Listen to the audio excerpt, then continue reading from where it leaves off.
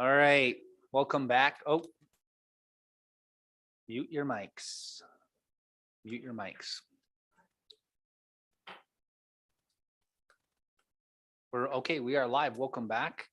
We'll continue taking up our topic on vulnerable persons in professions. We are looking at Senate File 76. We just concluded testimony from Chairman Case, and we have Mr. Meyer. Your name was dropped, I think, at least 6 times. So maybe now would be a good time for you to testify.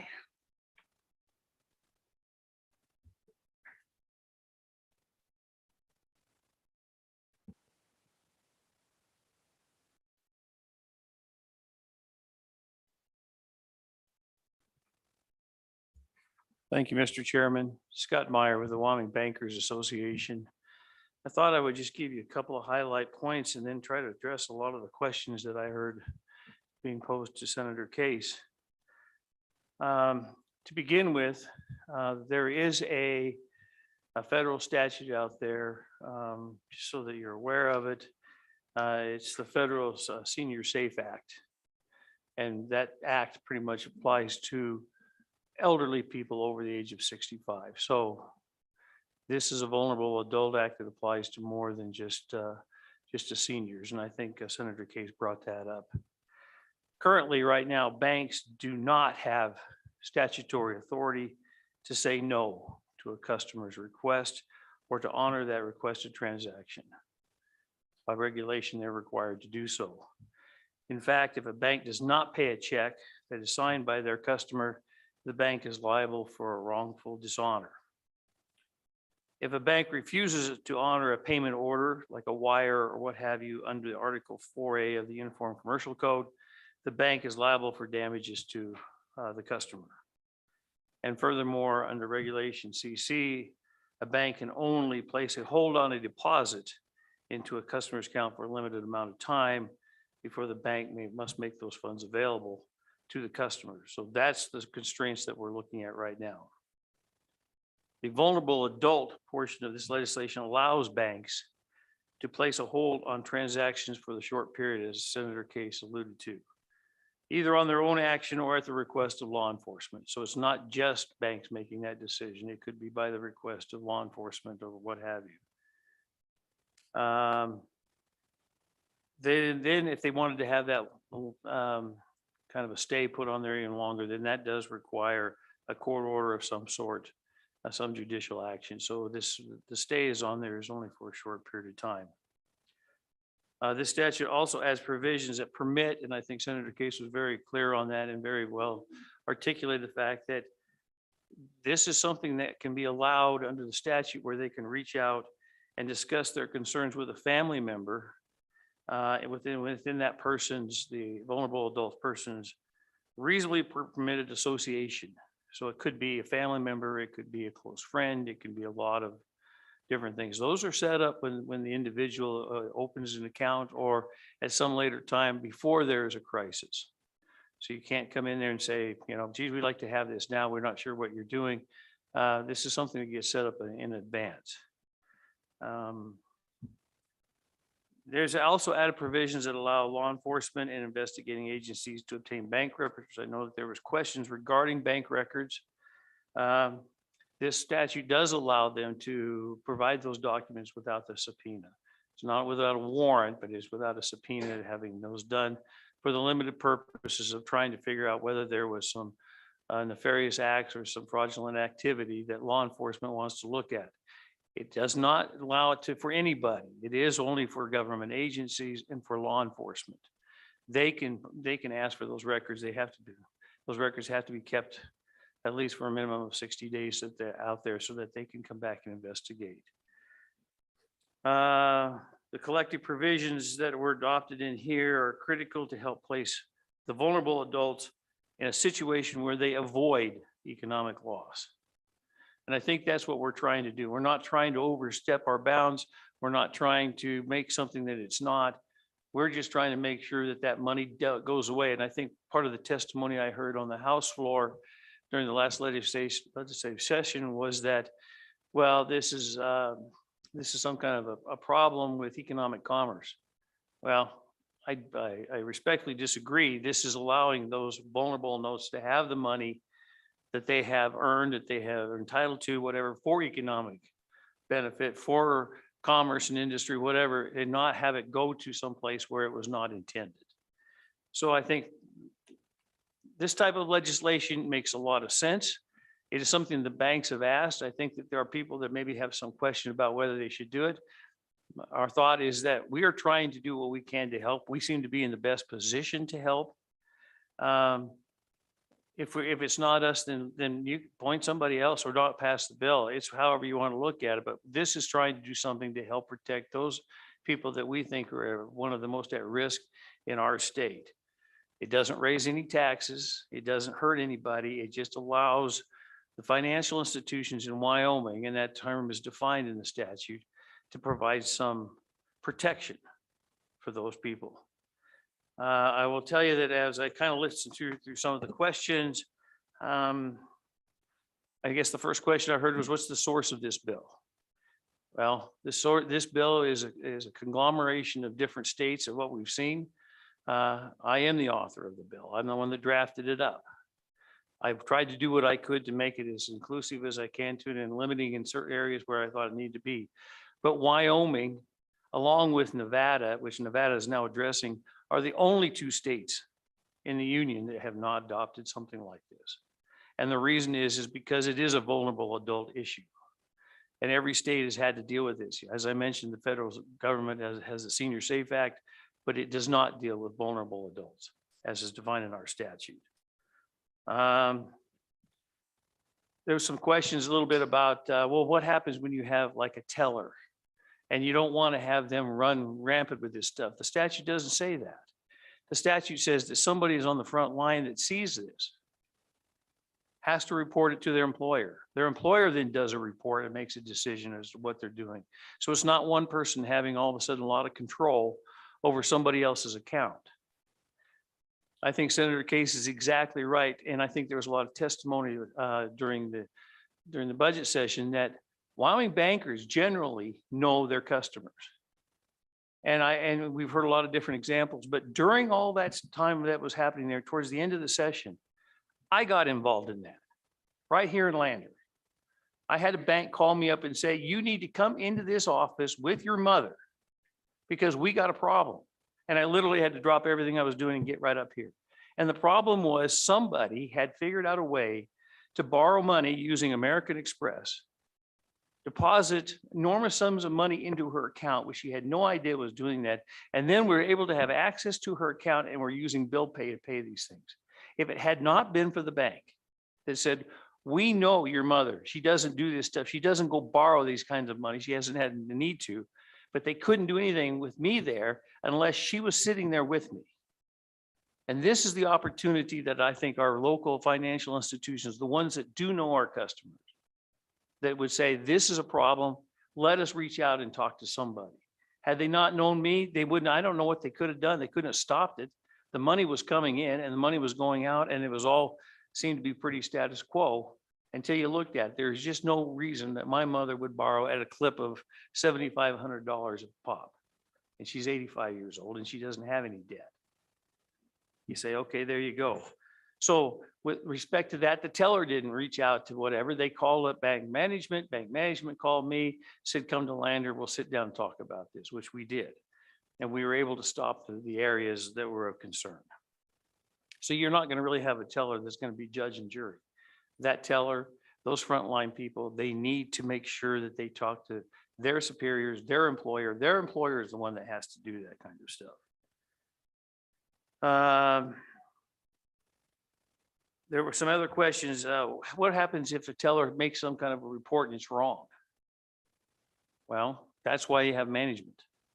The bank is the one that is standing there saying it's loan officers. It's the officers of the bank that have to make that determination.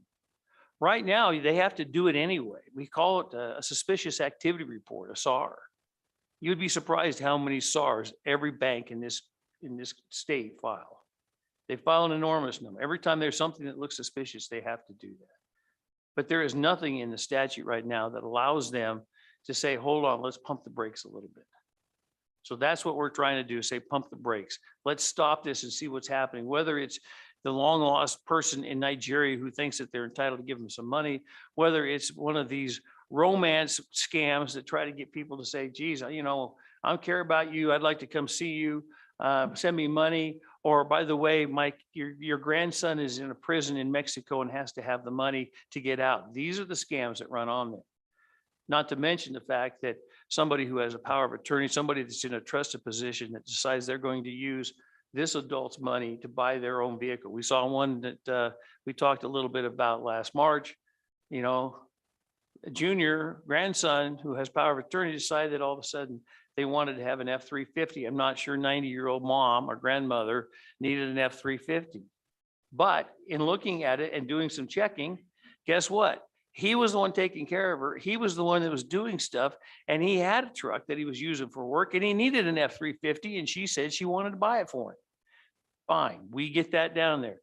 Will there be opportunities for banks to step in it and have egg on their face?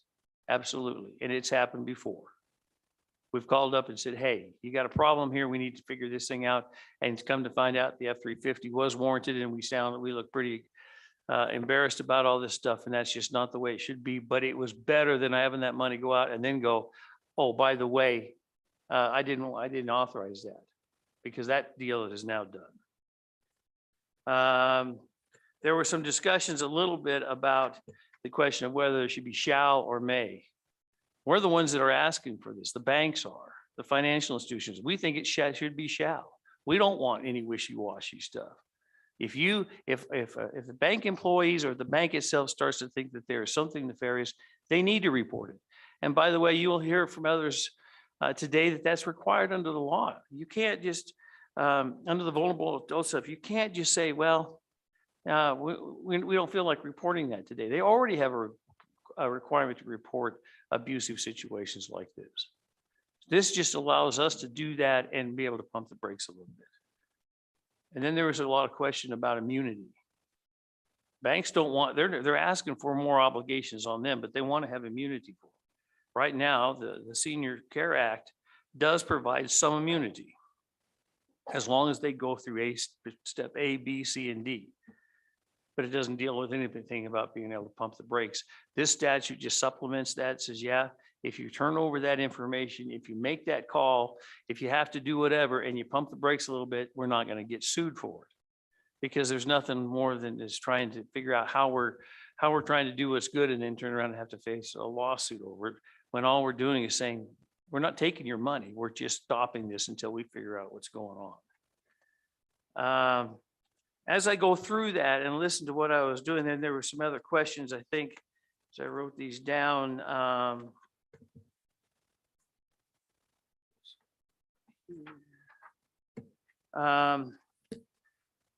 At least in some of the questions I heard here, and I just was kind of trying to anticipate a little bit about what's happening on, but these, I get the impression that sometimes we feel like these rules are maybe they're too restrictive, they're too prescriptive, I should say.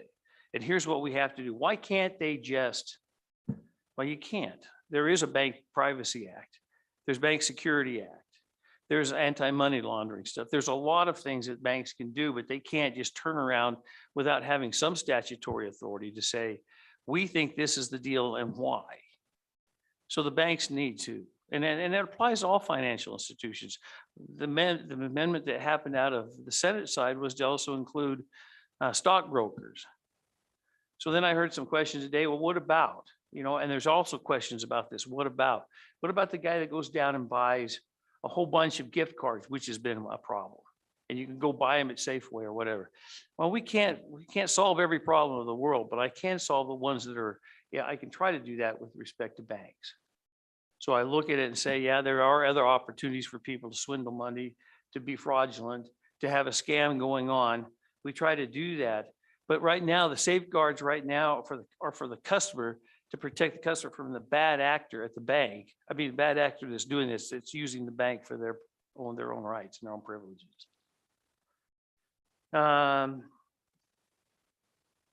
sometimes, and I think I had heard, and I think I just addressed that, but why can't a bank just put stop payment on that? Well, you can't. You don't have that statutory authority. And as I mentioned, there are all sorts of regulators. The banking industry is probably the most highly regulated industry. They have to have regulators from both the FDIC or OCC and as well as the state.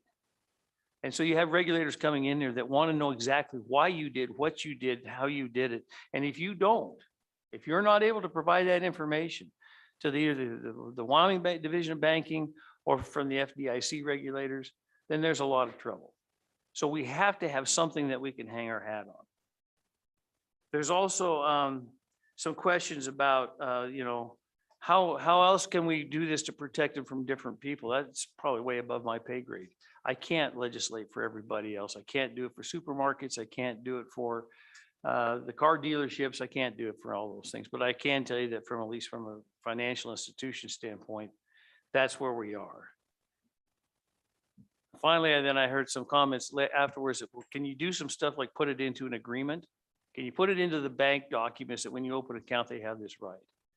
You can't go around with an agreement in most cases and go around legislation, whatever the statute requires. You can't agree around it. There are some opportunities when you look at, especially with our business statutes and what have you, you can have operating agreements, you can have bylaws. There are certain things that you can agree that we're going to do different than what is prescribed by the statute, but there are certain duties that we cannot go around. And that is definitely true with respect to banking. There's just too many regulations out there to say, well, we know that we're supposed to report these things, or we know we have a Bank Secrecy Act, but we're just going to have a contract with our customers that says we don't have to follow that. Not going to work. The FDIC, the OCC, the Federal Reserve all have requirements for everybody that has the FDIC insurance and payment accounts. So that's why the risk is minimized, because you do have regulators looking over everything. And if you were to stop payment on something, even for 9 days, again, that would have to be brought to the attention to the regulators.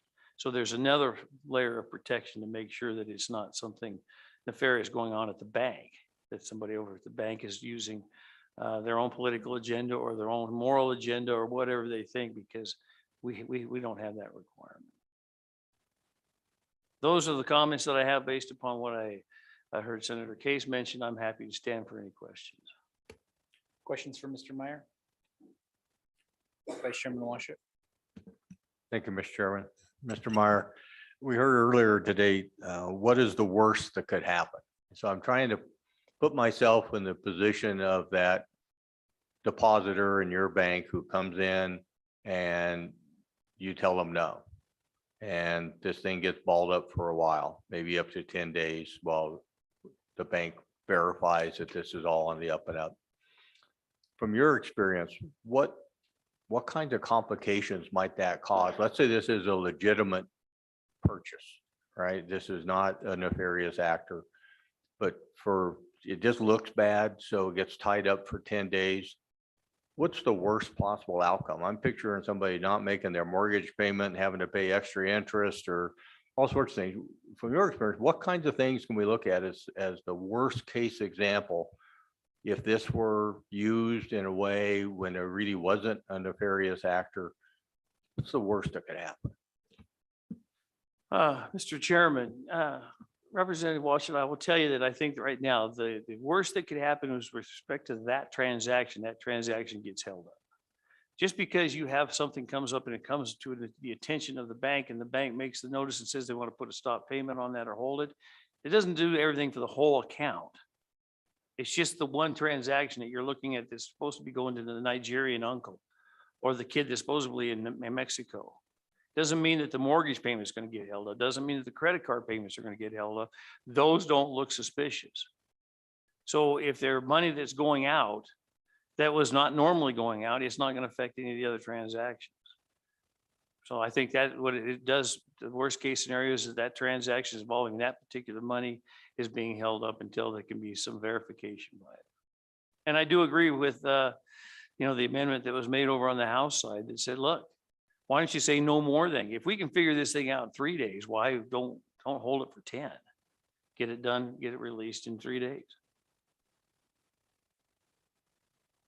Representative Swanser. Thanks, Mr. Chairman. Just want to make sure I heard you correctly. You said 48 states have state laws on this very topic, and us and Nevada are the only two states that don't.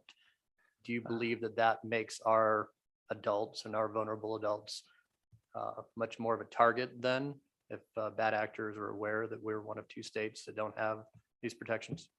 Mr. Meyer. Mr. Chairman, Representatives wanted, sir, I do. I think that we're looking at this thing and, you know, we kind of try to be the first in a lot of things, whether it's LLC laws or whether it's cryptocurrency or wherever. We like trying to be out there. This is not one to be last in, but apparently we are, because I think Nevada's getting close on it. But I'm telling you, it does make Wyoming look like they're targets. Senator Kolb. Thank you, Mr. Co-Chairman. Well, I think the question was asked about what the worst thing could happen is or could. And obviously, if you really were in a jail in Mexico and you didn't get your mail money, that seems like a lot worse than saying, well, it's something else. So no, I think that is one of the worst things that could happen. I mean, there is negative consequences for this. I'd be curious to find out, though, what the other states have in this world of protections for, say, vulnerable persons. As I don't know if this is it or not, or it's modeled off of that language. I have no idea. But I think there is definitely negative consequences for this. I mean, it isn't without its peril. And that concerns me still, but thank you for your information. Co-Chairman Nethercutt. Thank you, Mr. Co-Chairman. Mr. Meyer, so 48 states have laws giving banks full immunity for reporting exploitation of vulnerable adults. Is that your testimony? Mr. Chairman, Co-Chairman Senator Nethercott, that's my understanding, yes. Can you point to which part of any state that surrounds us, what their law looks like on this topic? Mr. Chairman, Co-Chairman Senator Nethercott, I cannot right off the top of my head. I will have to look. I feel like we're gonna need a compendium. I can imagine if there's no there's no uniform law. That's know, correct. The Uniform Law Commission hasn't dealt with this at all, but there are 48 states that have dealt with it in some way or another. But we're not really sure how consistent they are or what they look like in comparison to what we have in front of us. Mr. Chairman, I can't tell you that off the top of my head. I did look at those as I was trying to draft this bill. And so I tried to take what I thought was the best language out of all of them. Some of those, like in Texas, I think are very similar, right down the line.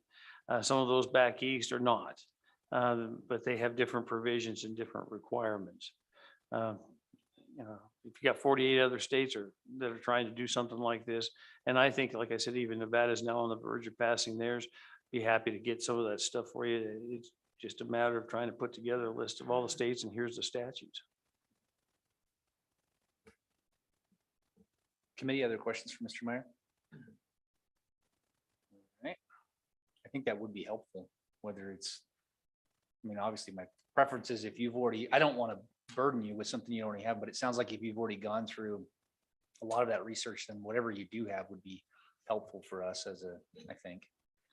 Mr. Chairman, I will start working on it this afternoon. Excellent. Okay. All right. Anything else, Mr. Meyer? No. I just encourage you to put something like this forward and do what we can to protect these folks. Okay. Thank you. Appreciate it.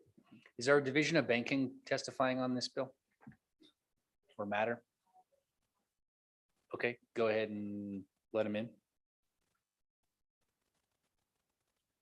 Is our Department of Family Services wishing to testify on this as well? Okay. Then you'll be next in the room. Other than Mr. Laycock, who else desires to testify on this matter in the room? All right. And what about in the virtual world other than Mr. Bishop? That's it? All right.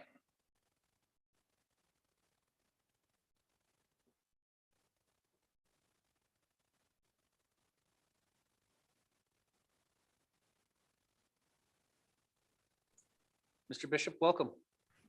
Good afternoon. Can everybody hear me okay? We sure can. Great. Thank you very much. Thank you for the opportunity to come talk to you all. My name is Jeremiah Bishop. I'm a Deputy Commissioner for the Division of Banking. We are the administrator for Title 13, so that's why we are calling in on this. We did testify on this bill when it was in the session this last session. We don't have any issues with this bill as far as how we would administer it. One question I did want to bring up though was it being in Title 13. It does make sense for it to be in 13 because it does set requirements for banks. However, this bill does discuss the Department of Family Services. And so my question is, can the DFS appropriately oversee, administer, and enforce this law, given that it's in Title 13? That might be something that they can better opine on. But for our part, one of the things we would do is ensure that our banks, so state chartered banks and trust companies, develop the required policies and procedures that are laid out in this bill. This is something that, as the WBA mentioned, they have procedures for with the reporting aspect already. They do have to file these suspicious activity reports, or SARs, on any activity that they see as suspicious. And they can contact local law enforcement if they believe of a crime is being occurred. Now, the one thing they cannot do with a lot of these things is putting on that hold. And so that's, I think, the big part of this bill as we see it, is gives the banks that ability. I didn't have any other prepared comments, but I did want to hold myself up for questions if anybody on the committee has any. Committee questions for assistant director Bishop. All right. Thank you, Mr. Bishop. We appreciate your testimony. Thank you, everybody. Director Schmidt.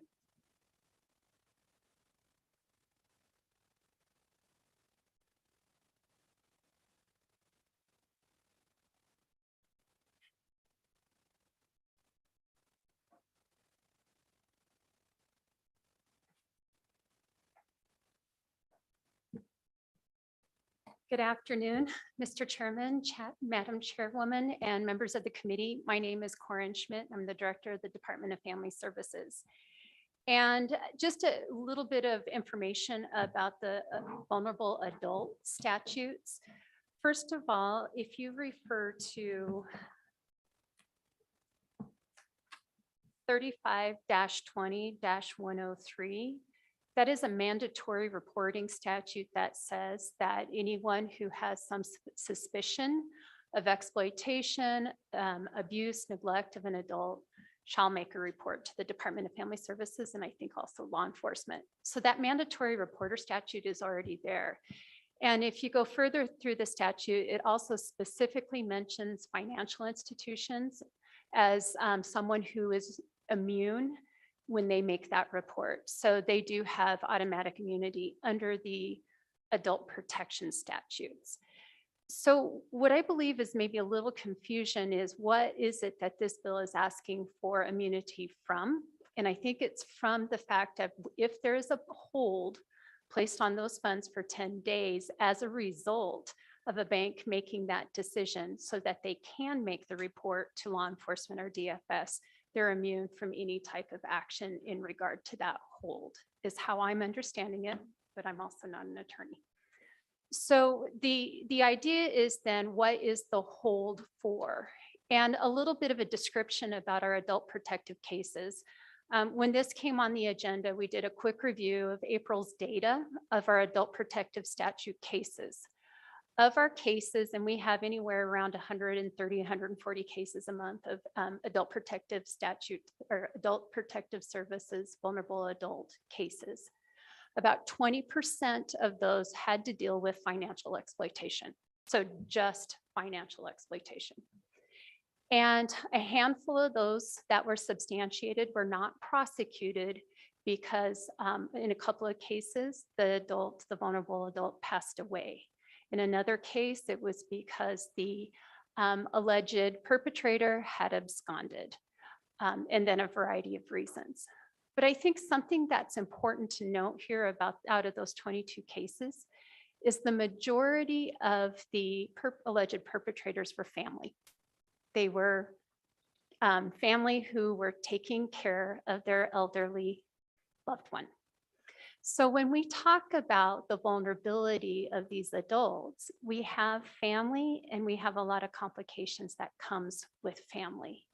So what the pause does on that 10 days is really gives law enforcement or the Department of Family Services a chance to look into it to make sure, one, that that person is a vulnerable adult underneath the statute, which says cannot take care of themselves or their financial interests. And two, it gives a chance for that loved one to be able to keep as much of their funds as possible. What we have seen is in these situations, because the money goes faster than the investigation can occur. So 10 days may not seem like a lot, but in 10 days, certainly bank accounts can get fully wiped out. And while it may be a crime and there may be some sort of criminal prosecution, it doesn't reclaim those dollars. So there is reason, and it does come with risk, as Senator Cole mentioned. It does, as all of these policy decisions really do have risk, but for a vulnerable adult, it may mean that they get to keep their money. From a larger policy perspective, if that person then is wiped out of all of their finances, needs to seek services eligible for Medicaid, Medicaid is going to look back at the last 5 years and see those funds, and that person then may not be eligible for Medicaid as a result. So there are some consequences on that side of it as well. But just to clarify some of the mandatory reporting statutes that are already there, banks, credit unions are already immune from their reporting. And this really just asks for a pause on the fund so that an investigation can occur.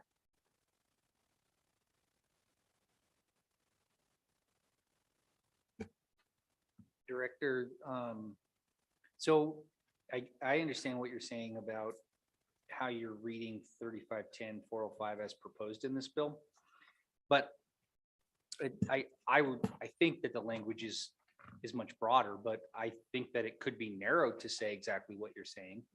If we're really worried about the institution being able to simply put a hold, and we want to say, if you receive a report and unless you're malicious or acting in bad faith and you put a hold on someone's account, and then you can't be held liable for putting a hold on the account, I think that's a much more narrowly tailored immunity provision.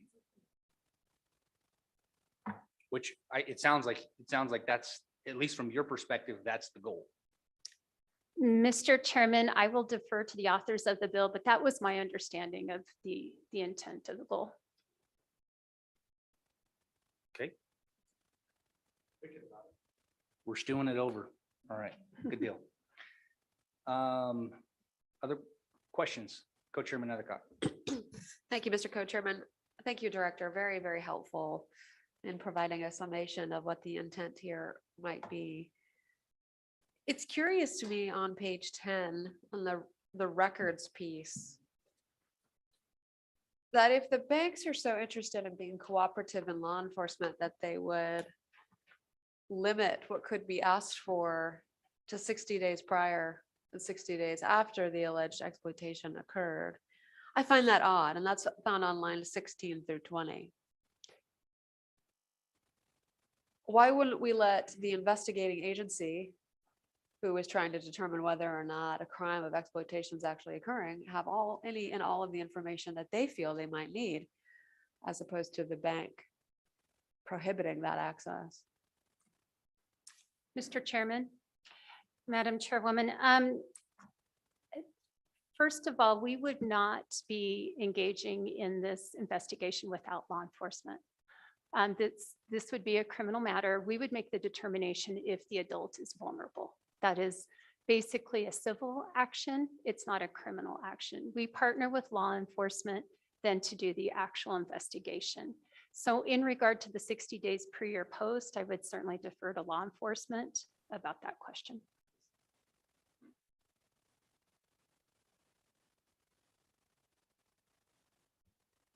Committee? Anything else, Director? No, Mr. Chairman, thank you. All right, thank you.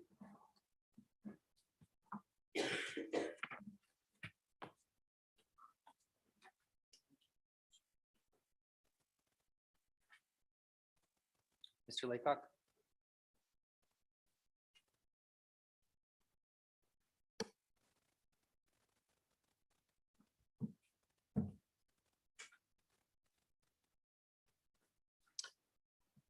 Good afternoon, Chairman and members of the committee. Thank you for the opportunity to join you today. I'm Tom Laycock with AARP Wyoming. We're a membership organization that represents 83,000 Wyomingites over the age of 50. And today I'd like to talk about 3 reasons why AARP Wyoming supports Senate File 76. First, we'll talk about financial exploitation of seniors in Wyoming, the fact that it's getting measurably worse. Second, we'll do a quick overview of the current federal legislation on the issue. And finally, compare it to the proposed bill. So here in Wyoming, we are seeing more scams and fraud and believe this bill would empower banks to help with financial exploitation. While we don't take a side specifically on the immunity provision for financial institutions, we believe the duty to report involved in this bill can help slow financial exploitation in our state. AARP has gone all in on fraud and scam prevention, everything from our scam alerts to we have a call center with trained volunteers for people that feel like they've become victims of scams. That's taking about 500 calls around the country a day. Right now, a couple of the things that we do is we also have an offering of fraud identification training programs for the financial services industry, banks, credit unions, whatnot, as well as we just announced on Thursday, a program for retailers and their employees when they sell wire transfers and gift cards. So that's kind of a new one that was done at the request of the FTC. Our interest in offering these services is very, very basic. In America, 12% of our citizens are older adults, and they get hit up for fraud, make up full 30% of the consumer crime fraud. However, it's also important to note that this happens to people of all ages. In fact, the FTC reports last year that 41% of the people that reported a scam to the FTC under the age of 30. So we're actually seeing it kind of on both ends. More specifically in Wyoming, according to the Consumer Sentinel Network's data book, the publication, which is put out by the Federal Trade Commission, February 2022, suggests Wyomingites were hit for $7.8 million in fraud losses in 2021, with a median fraud loss of $500 per event. Perhaps more troubling is that that number actually doubled over the previous 2-year period and tripled over the previous 3-year period. The kicker is that's just the number of losses that were reported, because we know that most consumer fraud isn't reported because people are too ashamed or embarrassed of what's just happened, or they just fear that nothing's going to happen to the person that scammed them. So let's talk a little bit about that Senior Safe Act. In 2019, the US Congress passed the Senior Safe Act to help financial professionals to detect, report cases of suspected senior financial abuse.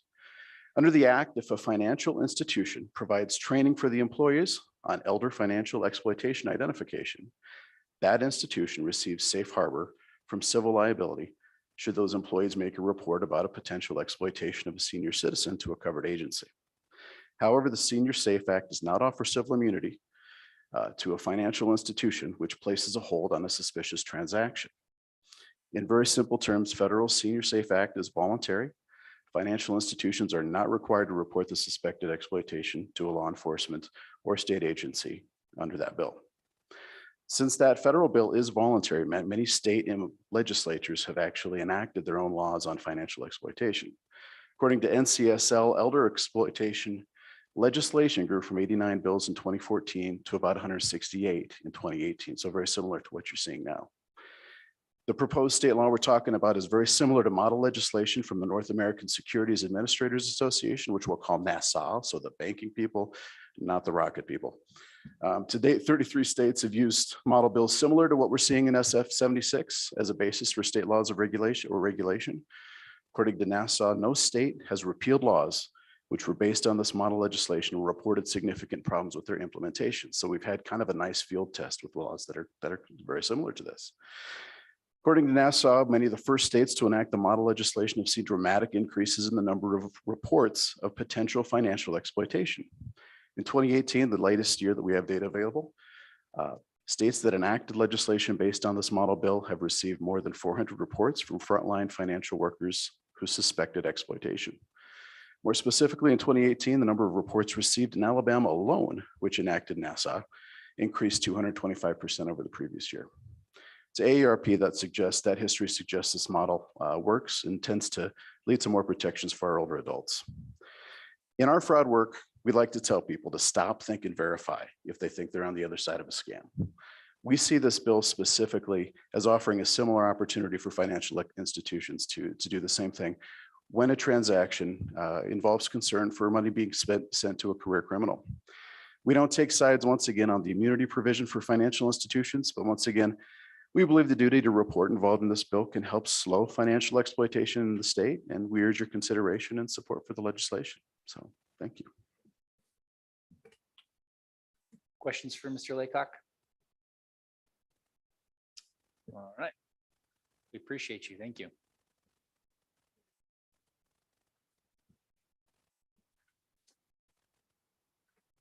Anyone else wishing to testify on this bill? All right, close public comment. Committee, thoughts? Chairman Endicott? Thank you, Mr. Co-Chairman. I would ask LSO perhaps for our next meeting to review the NCSL website and to have a greater understanding of some of those states that have passed laws in response to the federal legislation, for us to review kind of more carefully and have a compare and contrast between some of the ones that have been passed substantively the majority of the time in the majority of the states, if that makes sense. Just recognizing that this particular bill, I appreciate the effort, appreciate the scope, the narrowed scope as defined by Director Schmidt, and the information provided by Mr. Laycock. But just think we need a little bit more work, and we can maybe achieve the result that's desired here with a more thoughtfully crafted piece of work. Mr. Fuller, if I understood Mr. Laycock's testimony correctly, what I thought was really interesting was that the Senior Safe Act, he testified that it does not provide immunity for holds, but provides immunity for reporting, and which, yeah. So I think I'd like to understand more about, as we're discussing what our immunity provision, it's the spicy thing in this bill. So what exactly is the immunity in the Senior Safe Act provided? And then when we look at some of these other states, what do their immunity provisions look like? Yeah, Mr. Co-Chairman, if I may, it sounds like under the Senior Safe Act at the federal level, financial institutions are given a safe harbor for meeting certain requirements, which is not in this bill draft, which is in exchange for doing something above and beyond what a Republican legislature would probably do by putting restrictions on private industry. But in order to protect the vulnerable public, you will be given a benefit such as immunity. So, different concept in the Senior Safe Act. And again, it's just a safe harbor as opposed to full criminal and civil immunity, it looks like. But an understanding, a breakdown maybe for next time of the Senior Safe Act, those elements there, and then what those states that are responding in kind are doing with an eye towards what Co-Chairman Olson has identified, which is the hold piece. Committee, anything else? Vice Chairman. Thank you, Mr. Chairman. And I believe the testimony we heard from Director Schmidt was that some of this reporting requirement is already in existing law, and that perhaps that could be deleted from this bill draft or just referenced in the bill draft rather than recreating the same language. I think it just might be helpful to have a cleaner version with that addressed. Yeah, Mr. Chairman, so is that a request for a bill draft? Is that what I'm hearing? I just want to make sure that's.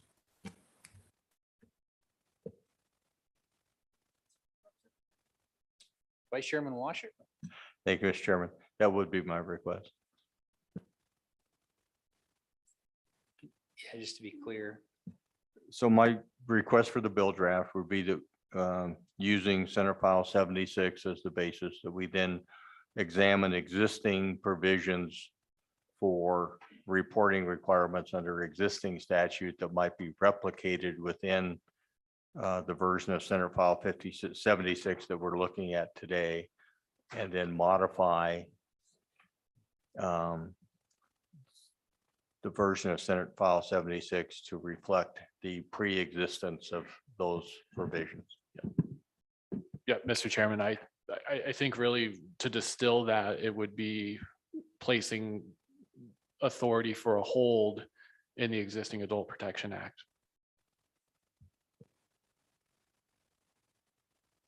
Is that a second from Senator Cost? Other discussion on this motion? Senator Cole? Thank you, Mr. Co-Chairman. I would also request that we would look into the ability to get relevant documents from a bank. It was limited to 60 days prior, that would be looked at. And I don't know why it would have a certain time limit. It should be as much as the authorities need to conduct an investigation, I would think, but something along those lines. Senator Colbert, are you asking for that to be inside of the motion on the bill, or you're just asking in general for that information? Well, I think in the motion on the bill, Okay. on the bill draft. So, Mr. Chairman, there is a statute in the Adult Protection Act that deals with records. That is, I recall, more comprehensive than what is in this bill draft. It specifies, if records go to certain entities, under what circumstances those records can be disseminated or accessed. At least for some of those records, I believe it requires a court hearing. So that is existing law already. I don't recall if that section has a 60-day limit or not, but certainly for reference, I can just include that section in the bill draft. Okay. Anything else on this motion, Co-Chairman Endicott?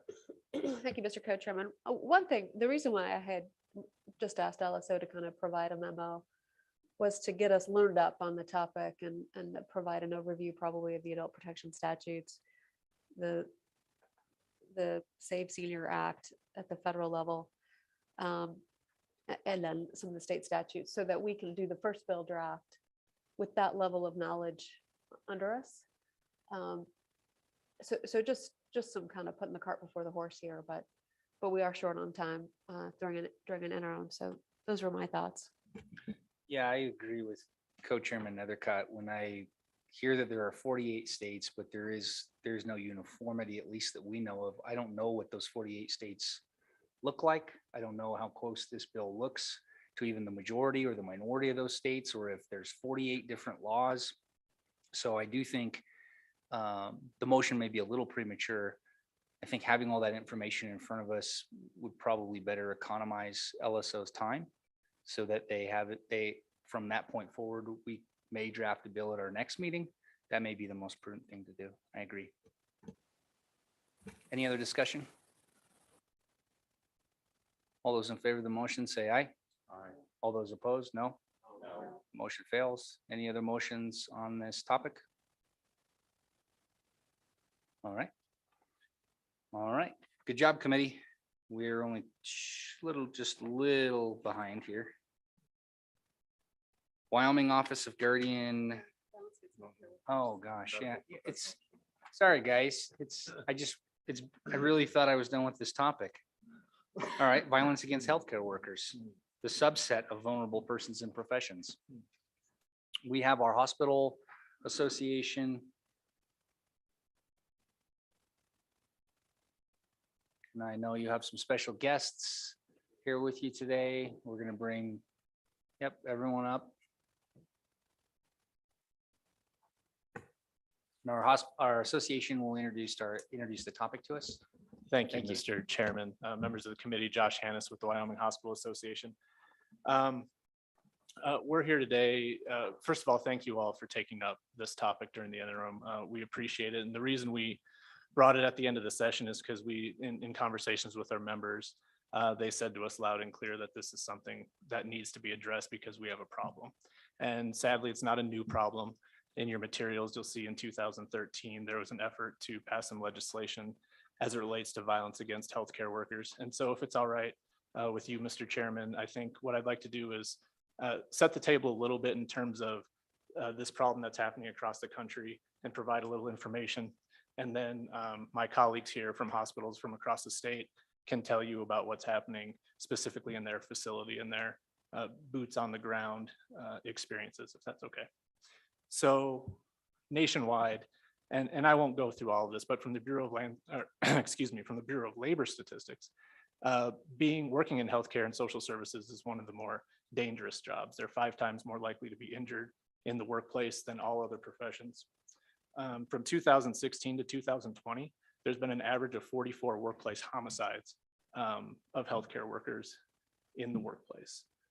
That was startling to me.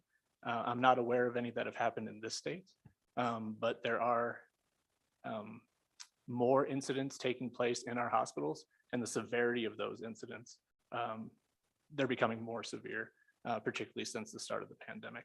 So what I'd like to do is have these folks talk to you about their experiences and then maybe offer a few policy ideas for the committee's consideration. Welcome. Thank you, Mr. Chairman. Keith Ungren, serve as Chief Clinical Officer from Cody Regional Health. I think when we look at this topic, one of the things we look at is the obligation healthcare workers have to take care of patients. It's a service industry that's even regulated by laws such as EMTALA, where we're obligated to treat patients for emergency medical conditions. Those patients are often brought in, patients we deal with that are more violent, intoxicated, or under the influence of drugs, may have a mental health disorder, or under a Title 25 hold where they're placed under that hold because they're a danger of themselves or a danger to others. So similar to law enforcement, certainly law enforcement is a lot more at risk, but healthcare workers don't have an option to not treat that patient or turn that patient away. And these patients can become very violent. And so one of the things that I just wanted to share a story that happened recently with one of our healthcare workers who responded to a patient in their home who was unconscious, and treated that patient and brought him in the ambulance. And on the way to the hospital, that patient became responsive and threatened that individual because clearly they were, under the influence. And our healthcare worker called law enforcement to respond to assist with caring for that patient. Both the law enforcement officer and the paramedic were both assaulted during that while they tried to subdue the patient and get him to the emergency department, where, again, healthcare workers had to care for that patient. As we worked through that with our healthcare worker who was injured, as well as a law enforcement officer, one of the things that became apparent is that even as I was listening to the story, I've been in healthcare for 23 years, we've become conditioned to those type of things. It's kind of like, well, yeah, I don't know what else you were supposed to do. You're supposed to care for that patient, and it's just one of those risks of the jobs, which it is certainly a risk. But as charges were pressed against that patient, the law enforcement, it was a felony charge brought against that patient, and for the healthcare worker as a misdemeanor. So again, I think we're putting our healthcare workers, we're sending the wrong message to them in a way that we're asking them to care for the sick and not turn patients away by laws, as I mentioned, such as EMTALA, but yet we're, not recognizing the risk they put themselves into. So, thank you. Mr. Chairman, I'm Tracy Garcia. I'm the Chief Nursing Officer at Cheyenne Regional Medical Center in Cheyenne. Thank you for having us today. So since January 1st of 2021 through the middle of April this year, we had 34 assaults by patients on healthcare workers at the hospital and 1 by a patient family member. So those included verbal abuse, slapping, hitting, scratching, grabbing the head of an employee and slamming them into the door, grabbing staff by the arms and reaching for their throat, punching them in the chest, shoving them against a door, kicking in the chest and face, pulling hair and jerking head downwards, sexual harassment, verbal abuse, and the actual threat of an employee's life in our organization. Since that time, we've had 7 other incidents in just about 6 weeks. So this is a serious situation, especially when we're looking at the fact that we're really short in healthcare workers right now. It's one of the biggest situations that we're dealing with in a long time, enough so that even our governor has decided that we should get into looking into the different laws and stuff to look at how we can help our staff. So we're just asking that you please take that into consideration. Tracy, may I ask you a question? Yes, sir. Mr. Chairman. Those 34 assaults, that was this year? As January 1st, 2021 through April 15th of this year. And so is that on the rise from previous years? Yes, and we've seen in the last couple of years about a 10% increase in assault against healthcare workers across the nation. And I've worked at the hospital for 33 years and 25 of those years were in the emergency department. So I have been spit on, called multiple names, swung at, but never has the violence been as escalated as it has been these last couple of years. Thank you. Good afternoon. My name is Nicole Rooney. I'm the Chief Nursing Officer at Ivinson Hospital in Laramie, Wyoming. And I really have to echo what Tracy and Keith have said so far. We have seen a continued increase in escalation of violence. We've also seen a significant increase in verbal assaults. And I think the fear that the healthcare workers have is that verbal assaults are taken more seriously recently because of the escalation into violence. For instance, we had a lab phlebotomist last week in our hospital who was told by a patient that if they missed their vein, that they would punch them in the face. And I would say 15 years ago or 10 years ago in my career, I probably would have thought, okay, you're likely not going to punch me in the face. However, due to the escalation of violence recently, especially over the last 2.5 years, as well as past trauma in this employee's life, they were unable to continue to work that shift. And in fact, throughout the entire rest of the week. So not only did that impact them, but that sent a tremor through the staff working for them, both within the lab as well as the nursing department. It just worries people about their safety. During conversations that same day, we had a student nurse who was on our unit and was told by another nurse, these are the types of situations why you have to be careful. You have to think about the fact you carry your stethoscope around your neck because at a recent hospital, they had been choked by a patient with their stethoscope. So it's situations like this that just really impact the care that patients receive because people are taking time away, they're distracted because they're teaching one another about safety, they're talking about it. So there's a substantial amount of time spent visiting about violence in healthcare. And then it's also taking patient or nurses and healthcare workers away from the patient's bedside. I strongly believe that it's the right time to change the belief, like Keith said, that it's an expected part of our work, that it's time to be looking at beyond what OSHA and the Joint Commission has brought forth with some of their workplace violence work. Thank you. Good afternoon, Mr. Chairman and committee members. My name is Arlene Campo, and I am a 36-year veteran of the nursing career. And I'm here today to really speak as well to the points that my colleagues made. Powell Valley Healthcare is a 25-bed critical access hospital, and as a critical access hospital, oftentimes resources are limited, especially on night shift. So we rely on our police officers to help us when we have cases of violence in the workplace. Of recent, most recent, we had a violent patient in our ER. That violent patient destroyed cabinetry, threatened to throw the cabinets through the glass door. And in order to subdue the patient, we had 2 very large paramedics who were able to help subdue the patient after the patient threw them into the wall, where one of our paramedics was off for a week due to neck and shoulder injury from this assault.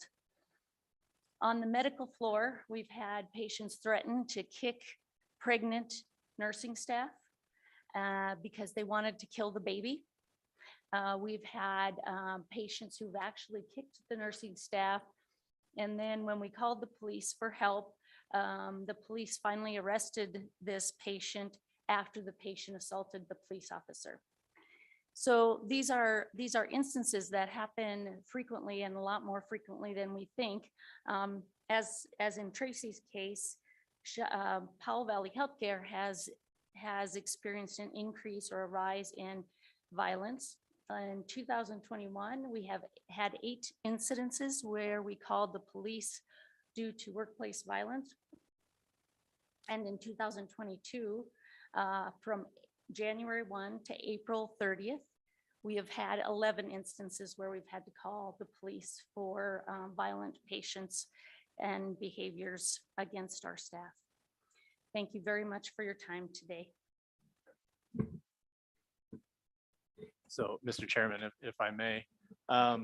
So we've been, when talking about this as an association with our members and looking back at what was attempted in 2013, and I think a copy of that bill is in front of you, and it had some momentum and some progress. I believe it passed the Senate and then failed on the House side.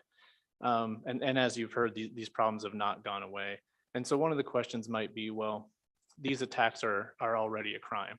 And that's very true. But I think our law, or Wyoming law, already recognizes that there are some professions for which an enhanced penalty is justified when you attack these folks. So 6-2-508 provides for enhanced penalties for assault and battery on corrections or detention officers. I think what we would recommend to this committee is a similar type of recognition for healthcare workers. A number of states have begun to address this through legislation. LSO did a wonderful memo that shows you some of the other states and that the statutes that they've recently passed. In our review, the state of Wisconsin passed language that we think is most favorable to us. We think it makes the most sense.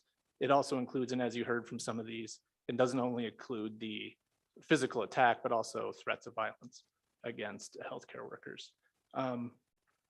And so I guess what I would like to finish with, and just a thought is, what if we don't do anything and we allow this to continue moving forward and not take a stand to say that this type of behavior toward healthcare workers is not okay?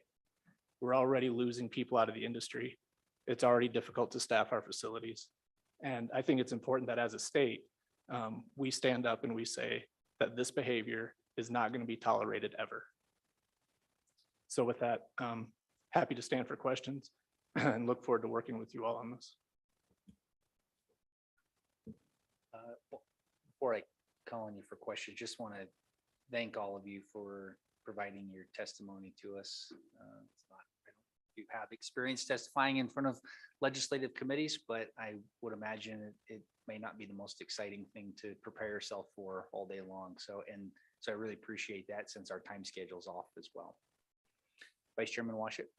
Thank you, Mr. Chairman, and I just want to echo this. Thank you for y'all being here today and coming all the way down from Powell. It's a long drive. Appreciate you coming down. I guess I'm very curious about how these example cases, we heard one where the assault on the police officer was dealt with as a felony crime and the assault on the healthcare worker is a misdemeanor. But these other cases, how do these matters get held? Were they prosecuted? What type of sentences were handed down? How were these things resolved under our existing law?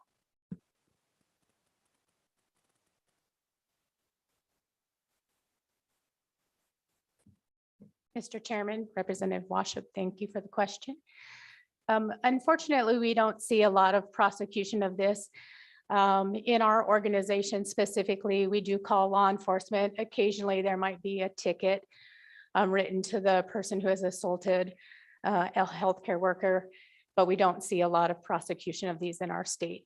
That's not just a state problem, that's a national problem. Actually, the American College of Emergency Physicians and the Emergency Nurses Association currently have been doing quite a bit of legislation actually in Washington, DC, and they've determined that less than 5% of cases against healthcare workers are actually prosecuted.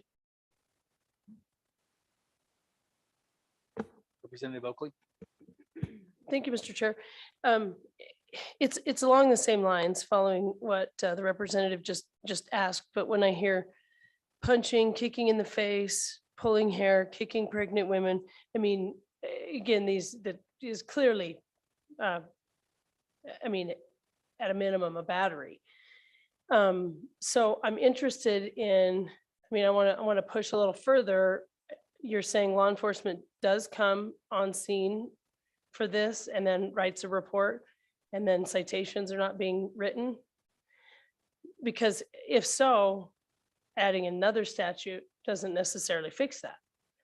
I mean, you've got to work with your own local law enforcement and make sure they're well-funded and well-supported. But I mean, it is illegal to kick somebody in the face currently.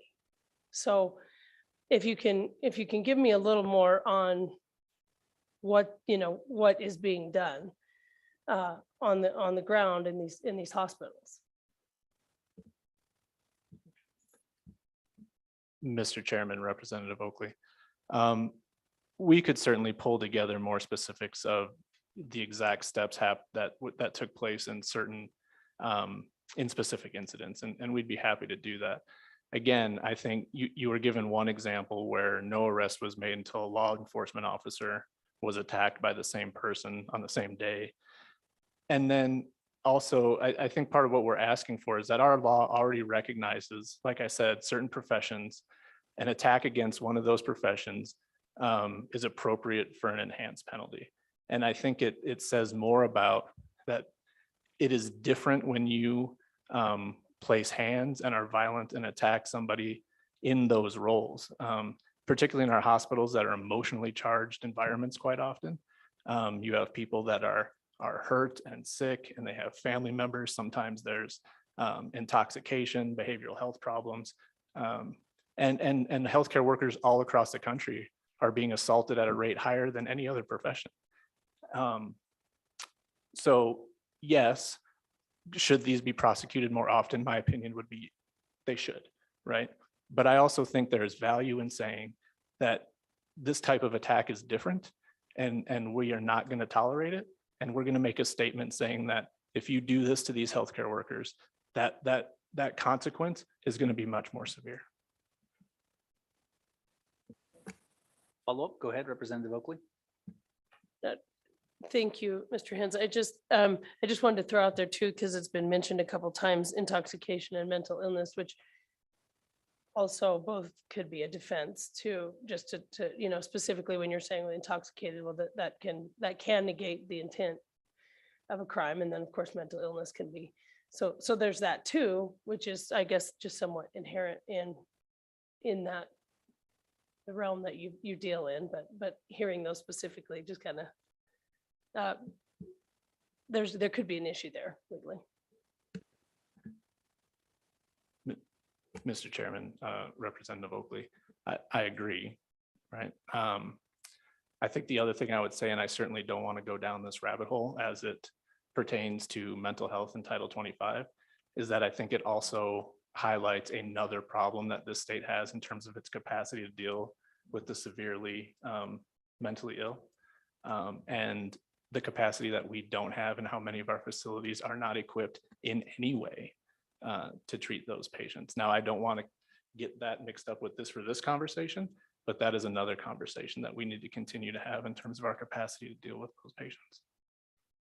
Josh, I think what would be helpful when we're looking at the statistics of what happens in our hospitals and the violence against our healthcare workers is to understand that ratio of how many of them are intoxicated and or suffer from some type of substance use or mental health disorder, because I do think that is entirely relevant to Representative Oakley's question. And maybe the solution of the rabbit hole you don't want to go down is part of the solution to the problem, because if somebody is highly intoxicated and they're acting physical, they probably aren't processing through their mind, what are the statutes that I'm about to violate?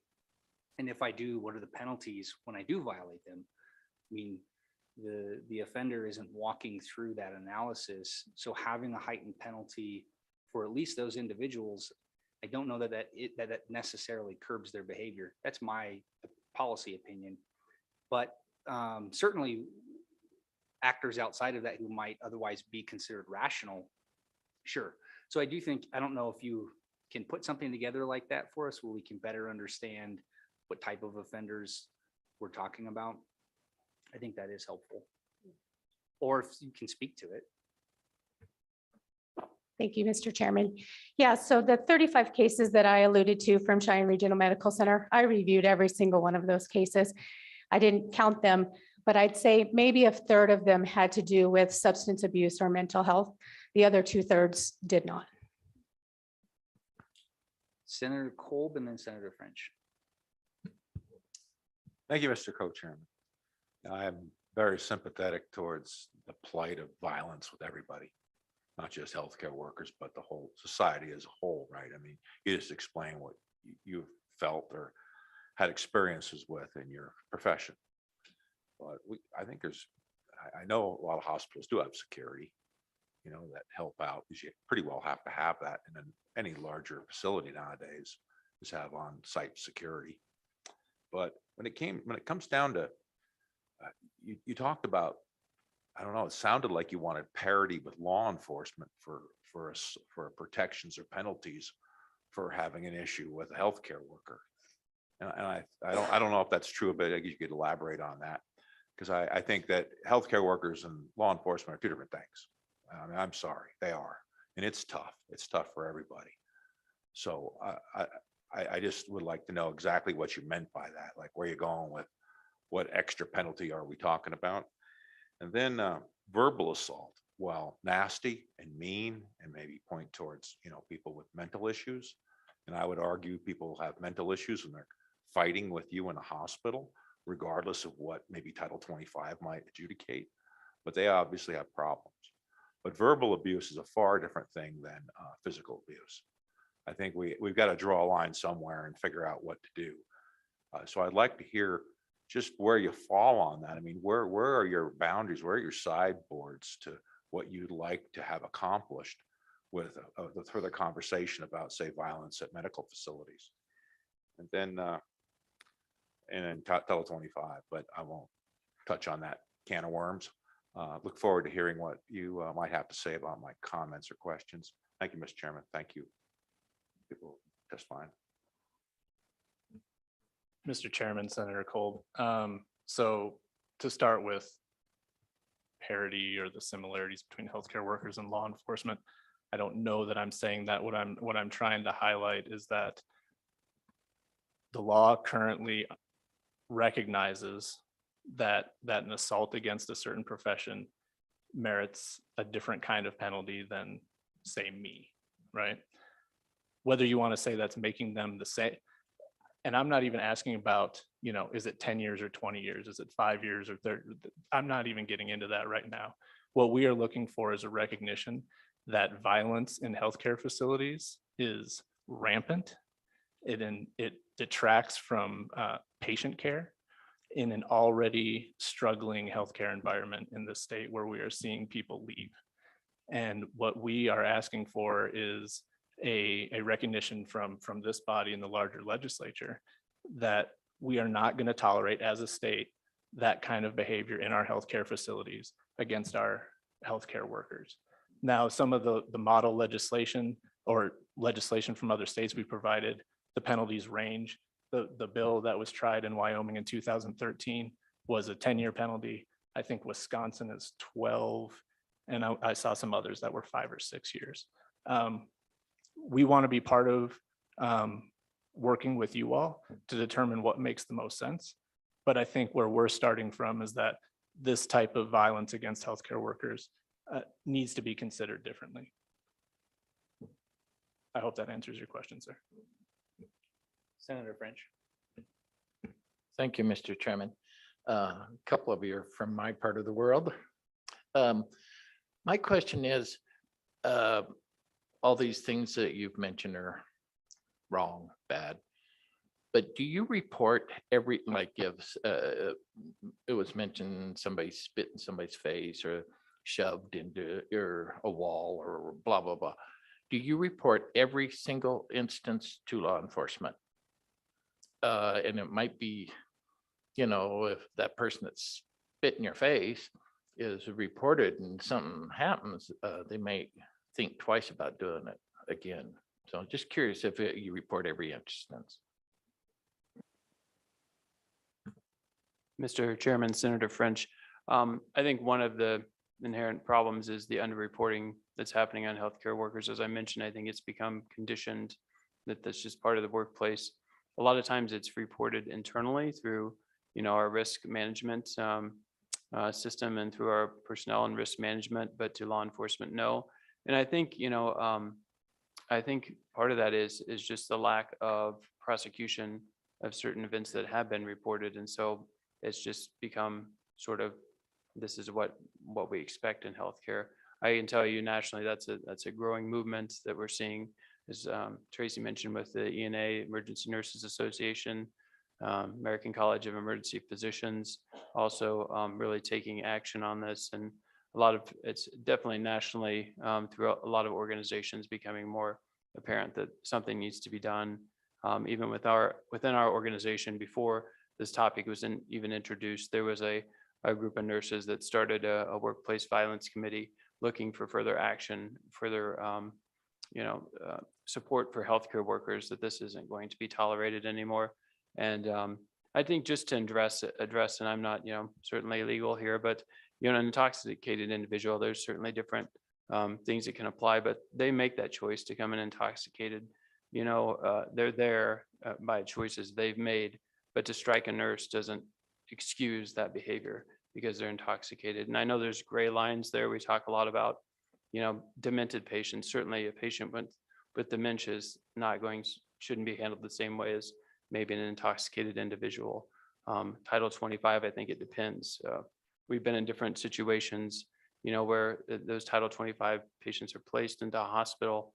They're clearly coherent. They place there because they're violent to themselves or others. And we've, called law enforcement and been told because the patient's acting out, throwing things that, well, if they strike somebody, let us know. So that doesn't give a lot of confidence to healthcare workers, and those are the type of things that we're seeing. Thank you. Representative Provenza. Thank you, Mr. Chairman. First, thank you all for being here. I am very sorry for the trauma that you have endured and will continue to endure. So thank you for sharing your stories with us. I did want to ask, and maybe this will be a question for the AG's office more specifically, but in looking at these other states, was there a reduction in the violence against healthcare workers once these policies were implemented? And then the other question would be, for here in Wyoming, did we see a decrease once we implemented the bill? I believe it was 2019 or 2020 when we made it a felony to assault a police officer.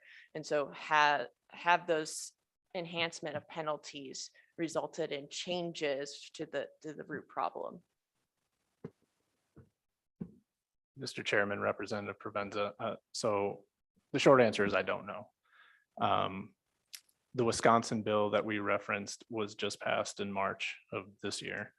And some of the other piece of legislation, Utah, for example, I think the one that Kansas is considering as well, very narrowly defines when the enhanced penalty takes place. So I think, and I'm conflating one of them, it might not be Kansas or Utah, but the penalty only occurs during, if you're attacked during life-saving treatment in the emergency room, right? So I don't necessarily know how you might pull some of that apart, but like I said, the short answer is I don't know, but happy to do some research on that as well as we work through this. Representative Rodriguez Williams. Thank you, Mr. Chairman.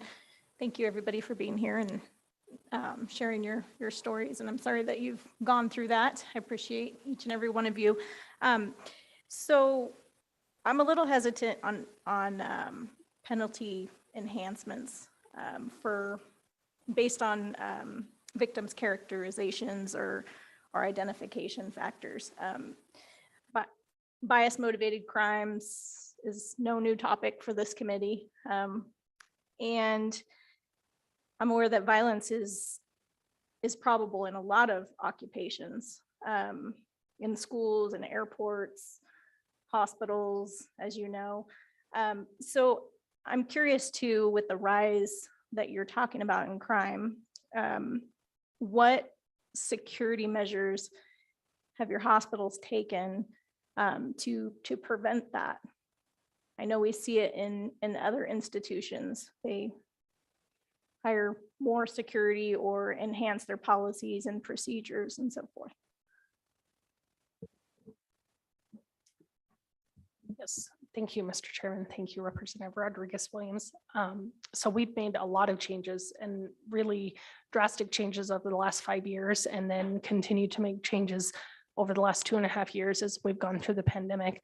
So we do have 24-hour security, 24 hours a day, 7 days a week. We do have one security person in-house. We typically have 35 patients in our emergency department each day, and about 45 patients in our hospital. So while we have implemented security, and that was new 5 years ago, one security guard doesn't make as much of a difference as you would hope. They're also unarmed. And we use MANT as our de-escalation technique. So all of our nurses, CNAs, techs go through a class called MANT, and that helps with de-escalation and holds. We have a workplace violence committee that meets every other week. We review every incident that's reported and figure out what we could do differently to prevent it. We have signs at every door. We have signs that say no weapons. So I think we put a lot of effort into it. We put a lot of work towards prevention and try to actively address this.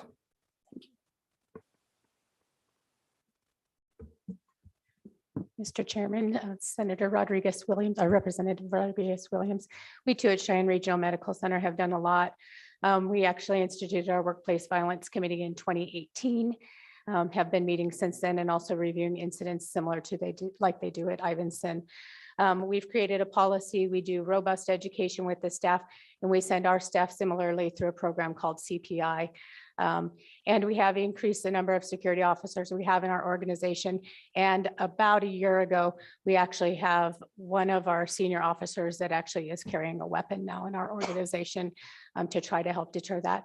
We've also in the past utilized Laramie County Sheriff's Department, where we would employ off-duty sheriff officers in the middle of the night, pay them to be located in our emergency department to help deter the violence.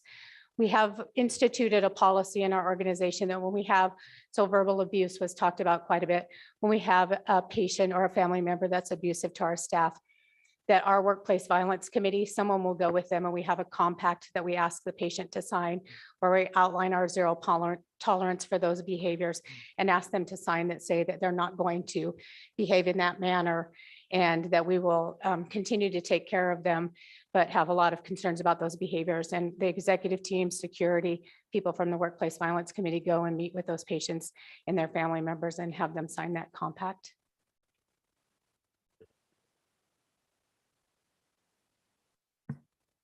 Mr. Chairman, Representative Rodriguez-Williams, not unlike my fellow colleagues here, we have done a lot.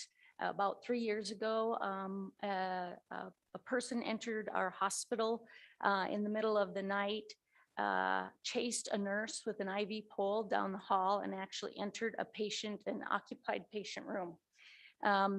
This was as a result of a door that had not been locked or a door that had been somehow not latched. What we have done in the meantime is we have spent a lot of dollars getting a security system within the organization. We must have about 100 cameras nowadays. It feels like that anyway, to monitor all hallways and entrances. We also have locked down the organization so that after hours, after 8 p.m., there is no getting into the organization without going to the ER and having to be rung into the ER, or they push a button and we buzz them in.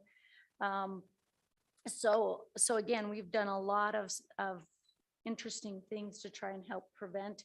We're now having conversations about cameras in our ER in patient rooms, and that does create an interesting set of problems with that.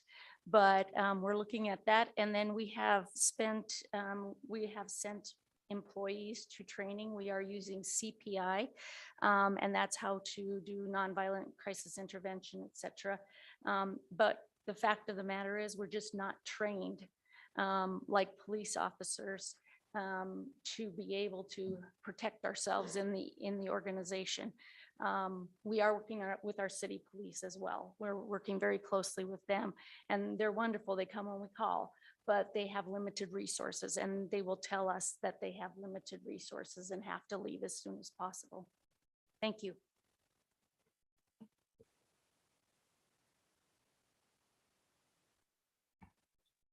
Please. Thank you, Mr. Co-Chairman. To Cheyenne Regional, looking at those, I think 34, 44, 34. 34 patients and 1 family member, yes. Out of those 34 cases that you reviewed, I believe your testimony was that only a third of those, so about 10, were substance abuse or mental health related. Is that fair?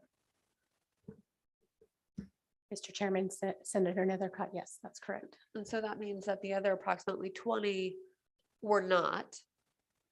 Correct. And so what I'm curious about is if you can, because I think it'd be helpful for both the public and the committee to hear the more specific facts, if you can, about one of those 20. Because here's why. Here's what I think people hear when they think violence against healthcare workers, which is exactly what you have discussed, which is they envision this person who is heavily intoxicated and struggling in every way, and is kind of just behaving badly everywhere they go in that moment, and they come to the hospital for care and continue to act poorly. And not that that's acceptable, but just that's kind of what's envisioned. And so it is kind of just kind of part and parcel of the job, right? And ho-hum, we're just going to get along with that. But recognizing that things appear to be changing based on what you're telling us, your testimony, that it isn't maybe that stereotypical case that we're all envisioning, or some other person under the influence of other medication or mental health. What is going on the ground that seems to be different, and what does that fact pattern look like to compel the committee to take action that's different than maybe what we might be thinking about? Mr. Chairman, thank you. We see patients, so one patient I can think of in particular out of those that I reviewed is an elderly gentleman. I say that recognizing what we've talked about today, being elderly here, that was in our organization, actually started in our organization for a respiratory illness. And just from the moment he came into the hospital was unruly, was cussing at staff. Anything we tried to do to help him, he would swat at the staff. He would punch at the staff. He's one of the ones that so we'd put a sitter in the room because his behaviors were escalating. So they would escort him into the restroom. He came out of the restroom. So he's in the process of getting better from this diagnosis. However, he did stay in our organization for many, many months before we could actually place him, because he needed more long-term care type care, because he could no longer care for himself because of his other disease processes. And nobody would take him because of his behaviors. But the CNA was one of the people that was standing outside of that room, out of the bathroom, waiting for him to come out. He walked out of the bathroom. She turned around to help escort him. And that's when he grabbed the back of her head and smacked her head into the side of the wall. So had been in our organization for many months at that point. So wasn't under the influence of anything other than what we'd been treating him with. Mr. Co-Chairman, may I follow up? Please. Yeah, I mean, that's an awful situation. If you recall, what was the approximate age of that individual? I don't recall the exact age, but I'd say he was close to 59-ish. Okay. So quite young. Yeah, I think so too, but. And I guess the other piece, so walking out these effects, so I want you to think of another story, because here's what I heard. Well, we can't put him in the jail or put him in prison, right? He's suffering from a number of co-occurring conditions, so much so he can no longer live independently. So he needs to be institutionalized in some fashion. Question, should that be the penal institution as opposed to a medical facility of some sort? That's the question you're posing for us.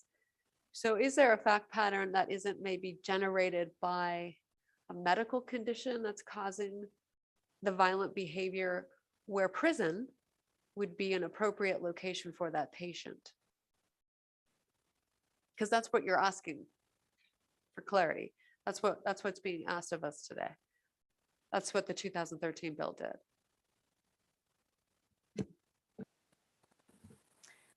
Mr. Chairman, committee. No, I think that with that particular patient, for him to be incarcerated was the correct thing. But there needs to be some kind of penalty for that type of behavior. Because I do believe that there are a lot of people that come into our organization that are abusive to our staff, that if there was some repercussion to that, they would not continue to act like that. They would not come back to our organization over and over again to receive care and act like that every single time they come and continue to assault the staff in those manners.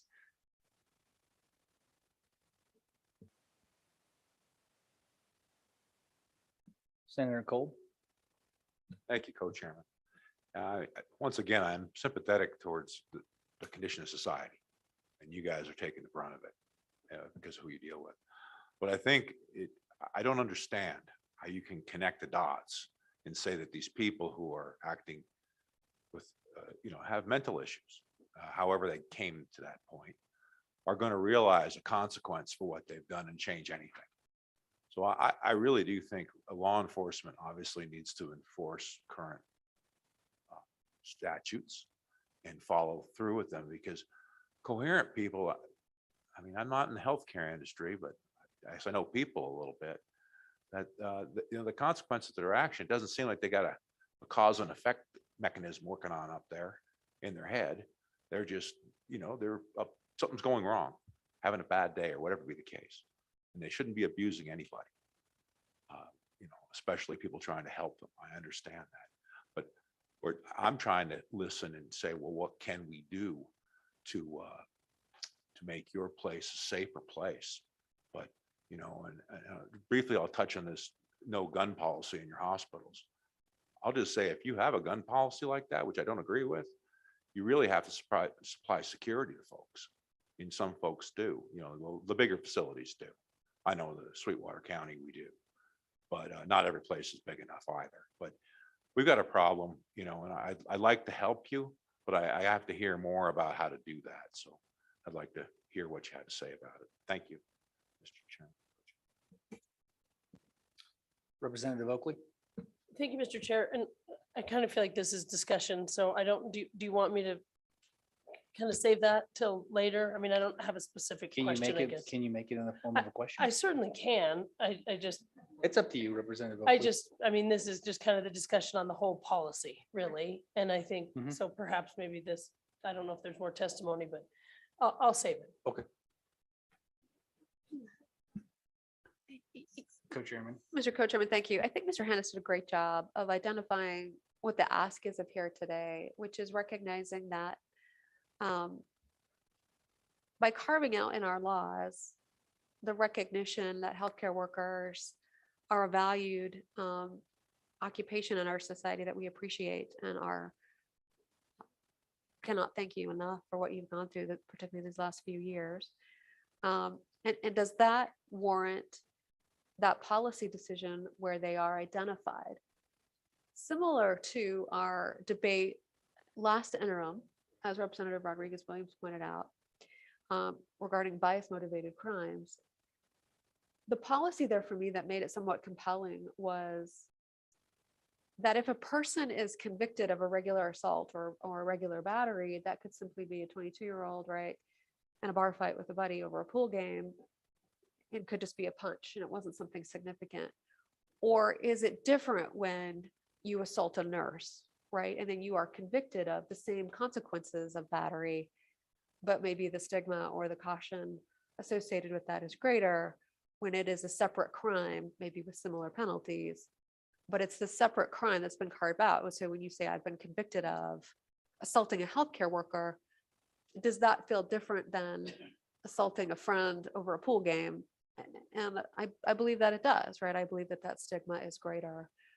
And so That for me would be the policy question to consider, is maybe that impact associated with, I was convicted of assaulting a healthcare worker, right? That's a big, big thing. And I think that's a question for us. Wouldn't you agree? Well, we're at discussion. Oh, we are. Yeah, I think so. Oh, I think it's important for us to just. well, we do have additional public comment. Representative, I think it's. but I we, think- Mr. yeah, go Co-Chairman, ahead. in the purpose of public meetings and public discourse, it's helpful for the public to understand what the committee members are thinking, rather than just hearing us quietly hear your testimony and then vote aye or no, or do nothing at all. So those are my thoughts kind of driving the conversation right now. That's where we're at. I think it's helpful to respond with further public testimony. So there's just kind of this transparent process about what is a fairly significant policy change in our law.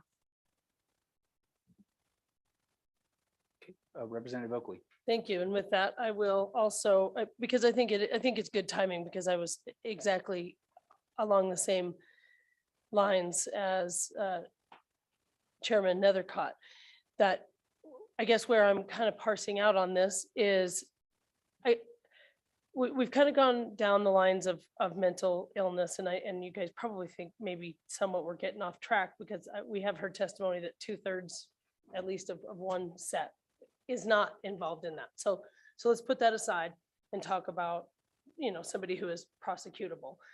Then when I think of taking it up to the level of a felony because of a class or something, and I think we heard this from Representative Rodriguez Williams and Chairman Nethercott, I don't know that I'm there, but I don't necessarily mind making it a different crime, having it something. I'm not saying that I'm ready to take what would be a regular battery and make it a 2-year felony or 10-year felony.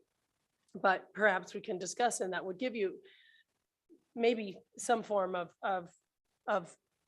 notice to people and that it is illegal. I will say what I hear over and over, that there's been no repercussions and there's been a lack of prosecution. The reality is most everything you've described here is already illegal. So we can do this, but at the end of the day, it sounds to me like at a local level, there needs to be, you've got to be reporting these things to law enforcement. And then as a community, you need to go forward with prosecution. But it doesn't bother me for a policy for us to recognize the specific, dangers to healthcare and look at legislation that way. So I guess that's where I'm at. Representative Zwanzer. Thanks. And I'm wondering if there's any type of statutory authority, because I know Mr. Hannes mentioned detention facilities. And so you don't have to be a post-certified officer necessarily, but you have some type of, I shouldn't call it enhanced penalty, but it's a different level of intent. And so my question would be if there is a broader way to expand this to civil servants. I mean, as part of your job in the course of your duties that you're required to do, you get assaulted. And so we're not talking about a bar fight. We're talking about healthcare workers, someone gaming. I'm trying to think, anybody who's gaming fish who's not post-certified, any other state park employee, politicians. I'm not sure in the course of our duties, but You're like, no. should there be some type, and I hate to call it a protected class, but does any state, if we could look at, have some type of enhancement, what do we want to call it, if it's a civil servant doing their job that they're required to do? Hospital workers are required to care for people. An assault on them for interfering with their line of work seems to be at some level higher than you get in a fight with a guy next door and you have simple battery. So that's what I would like to explore, not just healthcare workers, but anyone in the course of doing their civil service job who faces assault or battery might warrant a separate level. I hate to call it an enhanced penalty because I know we don't like that term. Really is a fascinating segue actually into some additional public testimony that we have on that exact topic. Anything else? If I may, very quickly, ahead. Mr. Chairman, and I again want to say I appreciate you sincerely taking up this topic and having this discussion. And we hope today was an introduction to what's happening, and we hope to continue to work with you on this. And just to reiterate, you've heard what hospitals are doing on their own to address this problem. And I think that can only go so far. And I think there are policy options that we've presented to you and you reviewed what other states are doing to address just this problem. Perhaps we come up with something slightly different, but we do think it's important to continue working with this committee, and that there is at a state level legislation and a statement that helps us in supporting what we're already doing to keep our healthcare workers safe and to keep hospitals. You guys have heard me in front of this committee before. Hospitals are supposed to be places of healing, and we need our healthcare workers focused on healing and not under the threat of violence. So we want to continue to have this conversation with you and hope we can come up with something that does decrease, that helps. And I think for our next meeting, we've given you a couple of things that would be helpful for us to know more about. I think it would also be helpful for us to know more about what exactly do members of your association provide in terms of security in their facilities. So what does that look like for my local hospital, CRMC? How many personnel or what other resources do you use to provide security beyond just the conversation of what is the reporting process, I think was the other part of it, and what do those reports really look like. But I think that would be helpful too.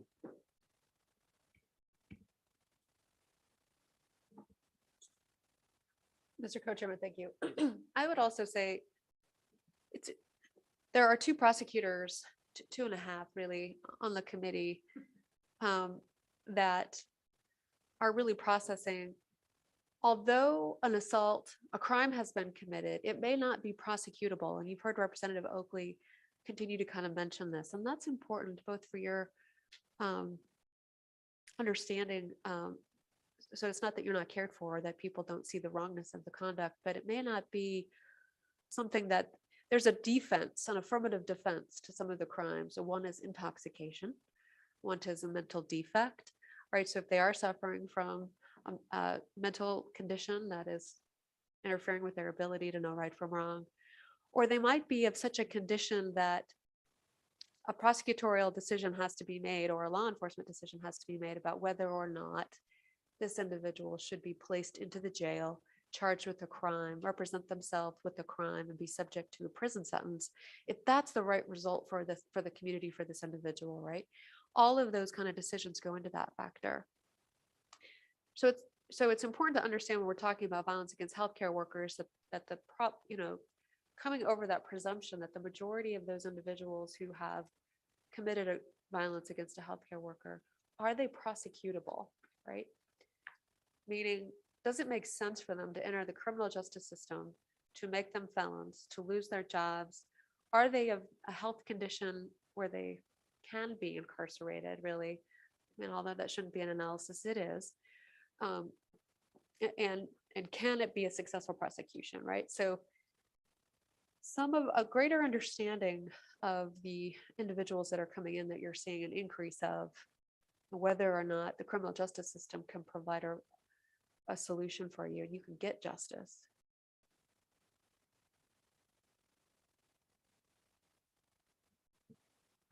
I guess my question then would be, are you looking for justice? I think what I hear they're looking for, and what I think they're looking for, is deterrence, right? To have people second guess before they do something really stupid. And I don't know, 14-year, 12-year, whatever it is going to do that. But I think that's what they're asking for, from what I understand, is some type of deterrence so they can say you do this, and whether it's prosecutable or not.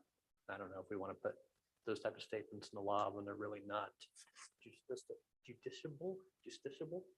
But I would agree with you, Representative. As long as, or at least if that's part of the consideration, it doesn't mean that justice isn't the other part of it. That's why I asked the question about your personnel. Lots of theories on deterrence, and I'm not saying you have the resources or even that it would make sense to have, some type of security officer around every corner in your hospitals, right? But does that pose, is that part of the deterrence? If I'm an actor who's acting, if I'm acting out and I know that there's a security officer right around the corner or 100 feet from me versus I know that there's a statute that says that I get a 10-year penalty, what goes through my mind before I attack somebody? And and then I guess it leads to my other question for part of your research on the, who the reports are coming from. A question of repeat offenders, right? So I think there was some testimony earlier that I heard about the idea that people just keep coming back to our facility and using our association, even though they're not acting appropriately when they're there. I think that's really relevant to deterrence, right? Because what somebody else does and another random individual comes along, whether that person was prosecuted and went to prison for 10 years, the second wrong actor isn't going to make their decision based on the first wrong actor. That's irrational to even think that they would know the facts about that person.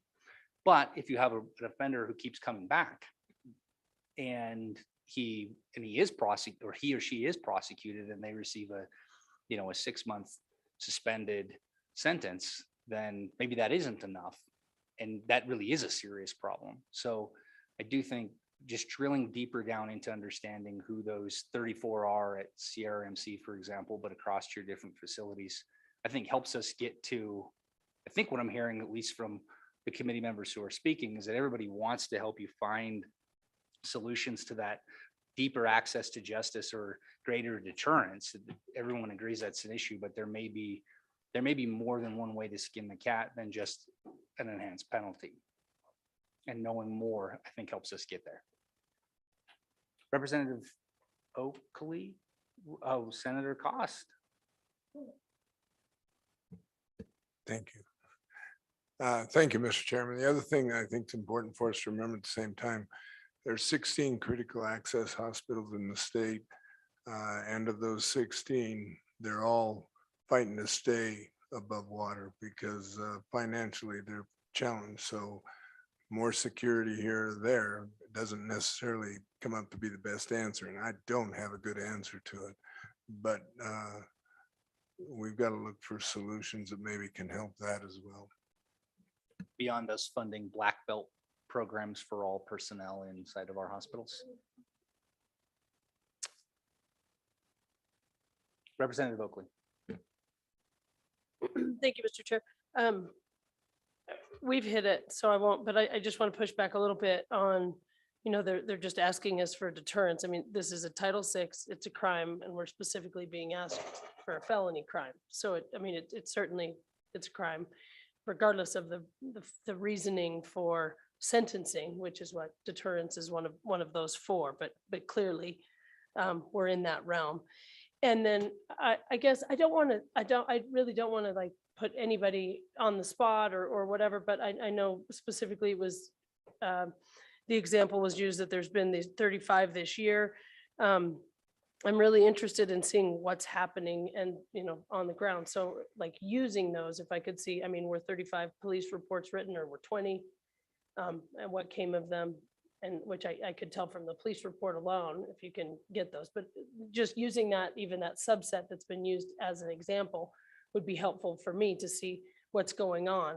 Because, in order to do a legal fix, I am interested in what we're looking at, but as has been said many times, we hear you, we're trying to look at it, but I'd like to see what's happening on the ground.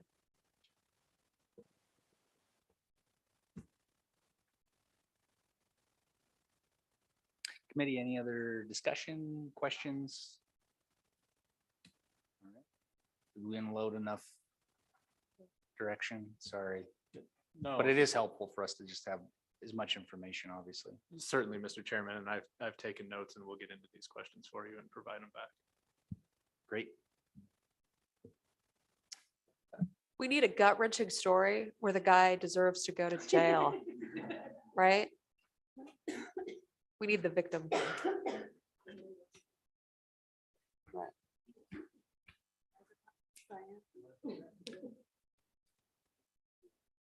Other public testimony?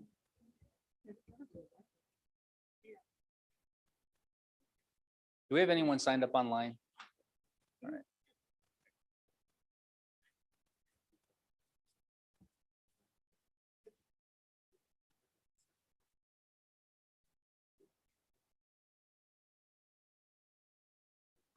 You're gonna help us unmuddy all the waters. Everything's gonna be clear. In just a bet. few minutes, we're gonna solve all the problems of the day. Go ahead. Mr. Chairman, I'm Bob McLaurin with WAM, and this is the Casper Police Department. We have a slightly different topic, similar, but we want to talk about enhanced penalties for some other vulnerable populations. So with that, I'm going to turn it over to the speaker here, and then I'll wrap it up. Good afternoon, Chairman, and members of the committee. My name is Lieutenant Dabney. I'm a police officer with the city of Casper, Wyoming. Getting ready to enter my 17th year there.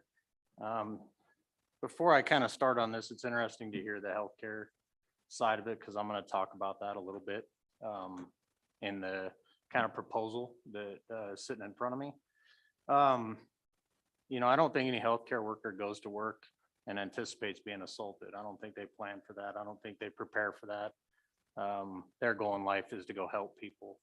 And I've been to way too many of them at the hospital just in my short career, where we're going in and trying to wrangle somebody in there who is assaulting or attempting to assault patients or staff. In Casper, I'm sure you know, we had an active shooter inside the hospital that we had to kind of track down through the tunnels. So a pretty scary event that happens inside a hospital. Be happy to answer questions on that. I also did the security assessment for the hospital in Casper. So I kind of know the ins and outs of what they're dealing with and how difficult it is to secure a hospital. So again, today, what I've been asked to come here and speak on is enhanced penalties. And we have a segment of society that kind of volunteers. If you take our youth that volunteer to coach or to be referees or umpires, we've had them assaulted. If you take our healthcare workers, we know that they've been assaulted just by the testimony that has been here today. And then you go into the coaches, therapists, clergy, doctors, teachers, anybody that is trying to provide a service that is simply there to help and is being assaulted, threatened in the process of that. One of the questions that was asked is if there's another state that has a law on it. And I know that New Mexico has one, just getting that from Chief McPheeters, who's the chief of police for Casper. And if I can, if you'll indulge me, I'll just read a short excerpt from it here. It's New Mexico State Statute 33(9.2) is assault and battery of the healthcare worker. They've also taken that into assault and battery of coaches and people in volunteer positions that are trying to just help out. I know in Casper, a lot of the time we have 15, 16, 17-year-olds that are helping coach and umpire in youth games. And they shouldn't have to be accosted by a parent who's upset because their teacher didn't win or their team didn't win, or upset because the call did not go their way. One of the other things is our educators. I have a sister who's an educator, her husband's an educator, and they've been in there a long time. And education has changed vastly, including the protections that are provided to the teachers. So again, the conversation that I think we want to have here today is some kind of protection for those people who are in a position of service, much like myself. There are days when I look at my job differently. You know, I kind of know what I'm getting into. I'm prepared for it. I've trained for it. I have gear for it. However, I don't go to work and say, man, I hope somebody assaults me today. I hope that people, you know, are nice and compliant. And unfortunately, that's not the world we live in. So on that, I'm open to entertaining any questions. Thank you.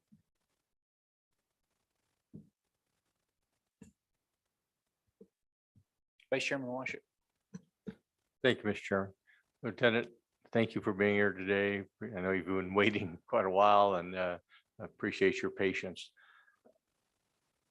You've heard the testimony today about some of these incidents being attempted to be reported, and then the dispatch center says, when he actually hurt somebody, call us back. He's just throwing things right now. He's having a breakdown of sorts. Does that happen in city of Casper, or are people told you have a violent individual, whether it's at a hospital or a doctor's office or wherever, but until they actually hurt somebody, we're not sending an officer? Does that seem reasonable or common? Mr. Chairman, Representative Washit, we respond to everything that we're able to. And so if the hospital does call us, we respond. It is on the rise. I agree with everybody that came up just before me. It's absolutely on the rise, to the point where Wyoming Medical Center, Banner Health Medical now has armed their officers with Byrna style weapons, which are like a rubber ball that shoots out of it. They are dressed almost like tactical officers because the problem has escalated to that degree. I've been in the ER. I've been in altercations in the ER with violent people of all sorts, sober, mentally unstable, high on one drug or another. It really kind of runs the gamut. But for us, where we're at, if we have an officer available, we're going to respond. Representative Oakley. Thank you, Mr. Chair. And so kind of a follow-up, do you cite the individuals if appropriate? Lieutenant. Mr. Chairman, Representative Oakley, again, this situation will dictate, we take every situation as it comes to us, and we try and go down the rabbit hole of what absolutely happened. So I can tell you from my own experience, I had a subject that I took into the hospital who had Tourette's and was also high on methamphetamine. Two very bad combinations to kind of go together, right? And that person ended up assaulting a nurse.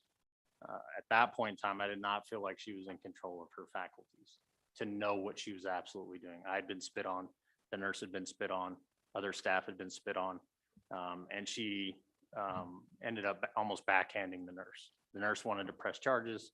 I made phone calls, and it was just like, you're not getting past that point. But I will say this, that is not the common case in there. I would agree with the 1/3. Most of the cases are people who know what they're doing, and to kind of go back to, the legal side of it, if I don't see the 70-mile-an-hour sign, I can still get a ticket for doing 80. So ignorance of the law isn't necessarily an excuse of, I didn't know I couldn't assault the nurse or shouldn't assault the nurse, who's just there to protect me, give me service, provide me some kind of aid, and didn't wake up that morning and say, I hope I don't get punched today. And Lieutenant, I do, and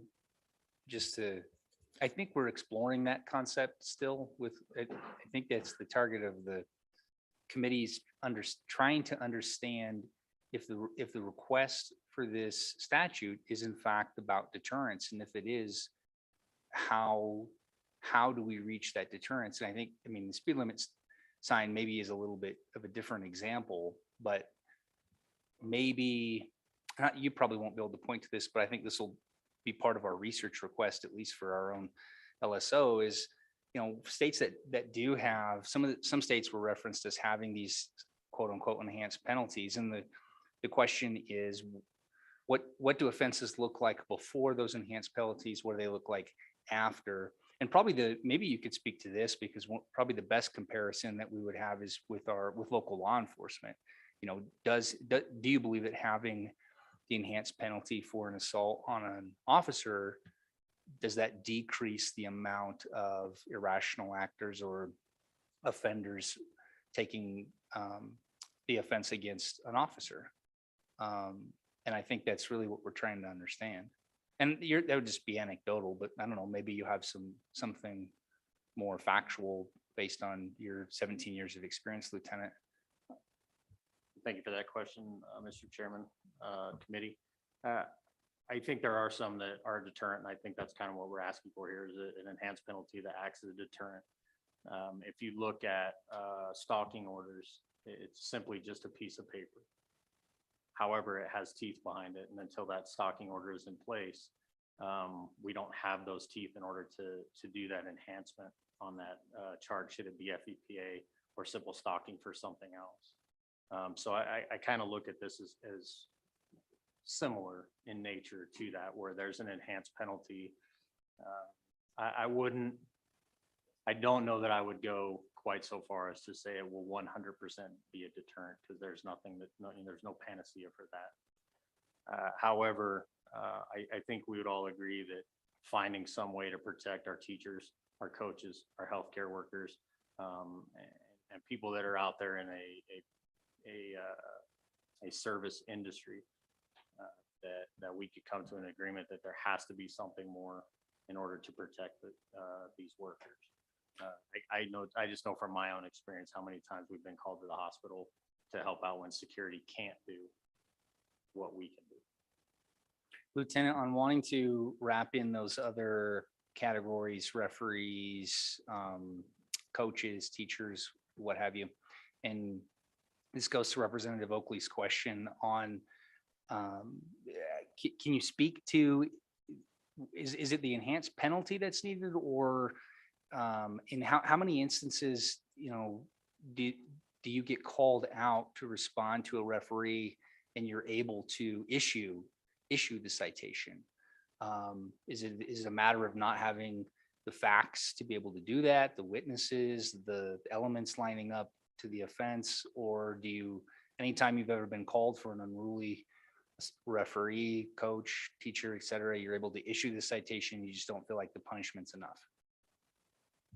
Thank you for that question, Mr. Chairman, committee.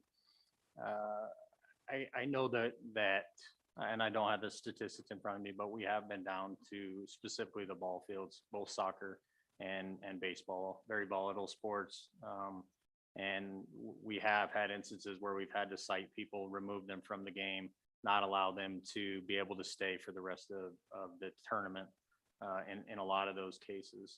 And again, I go back to, a lot of our, referees and umpires are volunteers, and they willingly give their time to go down there and try and help out with something that they believe is important to the community. And again, going back to trying to find a way to protect them with legislation like this in an enhanced penalty.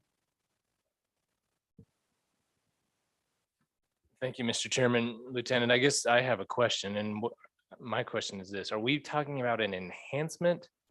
Because I'm not sure that's really a crime to yell at. It might be rude and inappropriate, but to yell at the referees or your teachers, are we talking about creating a new crime of verbal abuse of civil servants? Because I'm not sure, and correct me if I'm wrong, I'm just not sure if that's really a crime that's citable today under Wyoming statute. And so is it really an enhancement, or are you asking the committee to look at some sort of new crime moving forward? Mr. Chairman, Representative Krejko, it wouldn't be a new crime. It would be an enhancement under the assault statute. Representative Provenza? Thank you, Mr. Chairman. Thank you, Lieutenant. I'm wondering, since the implementation of the assault and battery on corrections or detention officers penalties enhancement, when it was switched to a felony, this committee, it was 2019, I believe. Is that correct? Has there been a change in the number of assaults on law enforcement in your department since then, as we enacted that enhanced penalty? Mr. Chairman, Representative Provenza. Sorry, it's kind of candid. I can't see it. Again, I believe it's just an enhancement. Officers are getting assaulted pretty routinely. I can't speak for the jail as far as how their officers are faring since that has been put into effect. But I know just over the last several months in Casper and over the last 5 years, we've had more officer involved shootings. And I think Cheyenne would agree. We generally tend to kind of mirror each other. So I don't know that it's been so much a deterrent, but at the end of the day, we're asking for something that is going to, at least maybe keep them off the street longer. They're talking about the representatives that were up here before were repeat offenders. I know one person in Casper that has been arrested for public intox hundreds and hundreds and hundreds of times. And it's in and out, walk down the bottom of the hill, get your bottle of liquor and repeat. It's a continual process until a judge decides there's something else we need to do, either to get this person treatment. And maybe that is the reach for some of these cases. You know, can we get you treatment? The other thing I'd like to touch on is we're required at some stations to go to the jail. They'll refuse them at the jail, then take them back to the hospital for clearance, which exacerbates the problems that they're already having with staffing and other issues that are happening at the hospital when we're trying to draw blood at the hospital or just trying to get them cleared medically so that they can go up to the jail. Representative Krega. Thank you, Mr. Chairman. Just a little bit of follow-up with the good lieutenant. So I'm looking at the simple assault statute. It says a person is guilty of simple assault if, having the present ability to do so, he unlawfully attempts to cause bodily injury to another. So I'm just curious how that really applies to the situation. For example, if when we're talking about people yelling at 17-year-olds that are reffing a football or baseball or basketball game, I mean, that's not really going to apply. That doesn't qualify as assault under the statute as it's written. And so that goes back to my question. I mean, which I'm willing to talk about and look at, in that case, we're going to have to create some different language, create a different statute. It's not really an enhancement of the assault statute. See where I'm coming from with that question? Mr. Chairman, Committee Representative Krako, I don't think we're going down the road of yelling at somebody. I know full well from my perspective, you can't disturb my peace. You can yell at me, call me whatever name you want. I've been called more names. Some of them I don't understand, but I've been called a lot of names. So I don't think that's what we're asking for. We're asking for physical assaults on personnel or coaches, referees, staff, where they're there to do a volunteer function or a healthcare or care function. I can speak from experience in the schools. I help run the school resource officer program in Casper as well. And the amount of times that we've had to go to SPED or base classes in order to help teachers out who are being assaulted or about to be assaulted or to go get a gun out of a classroom is increasing. And, you know, again, like I said, my sister teaches, my brother-in-law teaches, my mother used to teach. Like, I don't want that to be their job. I want it to be something that we can figure out as far as how to protect them. Go ahead, Representative Krega. Thank you, Mr. Chairman. Thank you. That's very helpful because I think that also applies to the conversation we were having previously with the healthcare workers, because I think we really need to hone in on exactly what we're trying to do. And that conversation is super helpful. So thank you. Yes, sir. Chairman and Representative Krako, if I could just clarify on that. The other thing with the emergency departments is it's not just one person. You have an entirely full emergency room with other staff and patients and children and families of those children who are completely disrupted and hearing names and words that they've probably never heard. We've had people run through the emergency departments, go into other patients' rooms, fight us in other patients' rooms.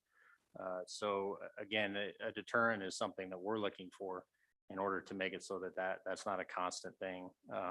And lastly, there are people that operate at a 0.2, just like you and I are speaking right now. So they're well aware of what they're doing.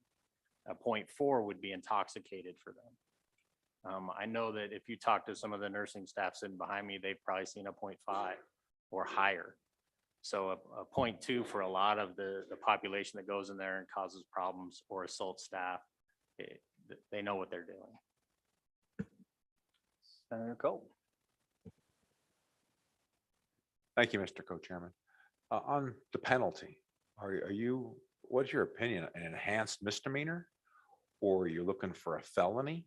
I guess I'd just like to hear your opinion because it's kind of up in the air. And I look forward to what you say. Thank you. Lieutenant. Yes, sir. Thank you for the question, Mr. Chairman. Representative Cole.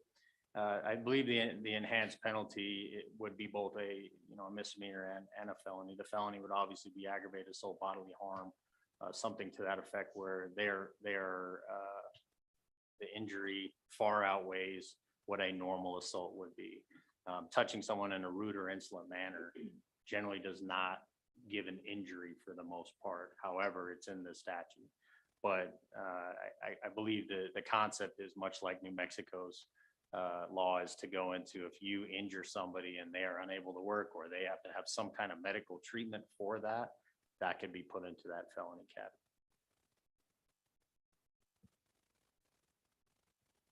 Representative Rodriguez Williams. Thank you, Mr. Chairman. Lieutenant, thank you for being here.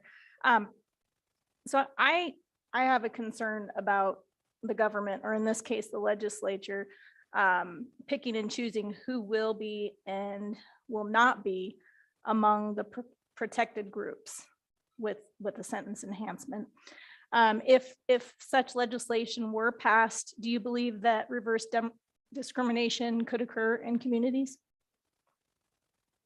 Mr. Chairman, Representative Rodriguez Williams, I appreciate that question. I do think that's a slope you could slide down. This is not a bias enhancement as far as what we're talking about here. We're simply talking about for people that are in the care facility or in the care of children, or just simply trying to execute the daily lawful activities of the community, some level of protection where it's not okay. Again, I have a tendency to look at my job differently. I know what I come to work to do. I understand my job, but I don't believe that is the same for my sister who goes to teach third graders, that she should be assaulted. So I do think there has to be, some kind of limitation on it, but I believe that a referee should not have to worry about getting assaulted after a game because they didn't like the call, and there should be some kind of enhancement to it. Does that answer your question, ma'am?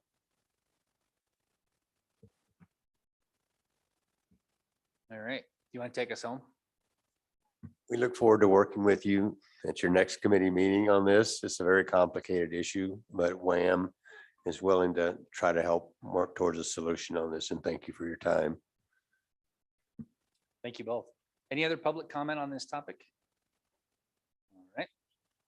I will close our public comment. And yeah, let's take we'll take a 5-minute break up to the top of the 4 o'clock hour. We'll come back and that's 8 minutes. Finish out this topic. Get on to our afternoon topics.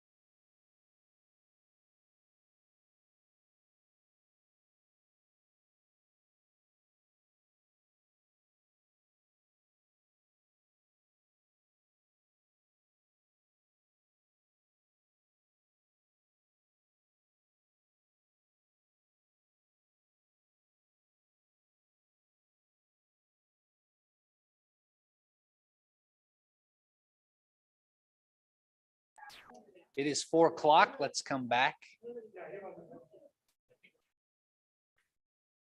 Fire up the virtual engines.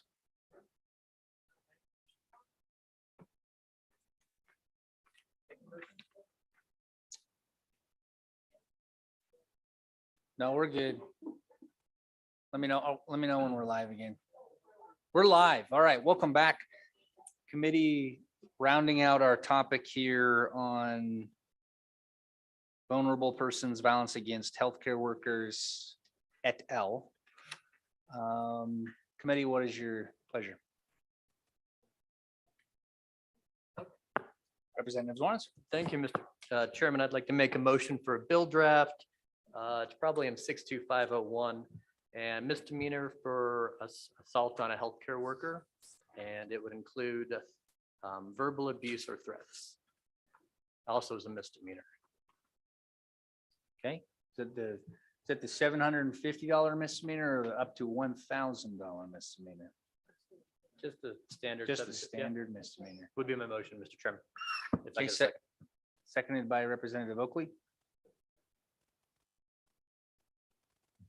You would like to clarify something? Go ahead, Senator Cooper. Thank you, Mr. Chairman. Just to understand, this is a misdemeanor only, not an enhanced misdemeanor. And no graduated, just a straight misdemeanor. Thank you very much. Yes, Mr. Chairman. All right, other discussion on this motion? Vice Chairman? Is there any reason why this has left out all the other groups that we heard testimony about? Representative Swanitzer?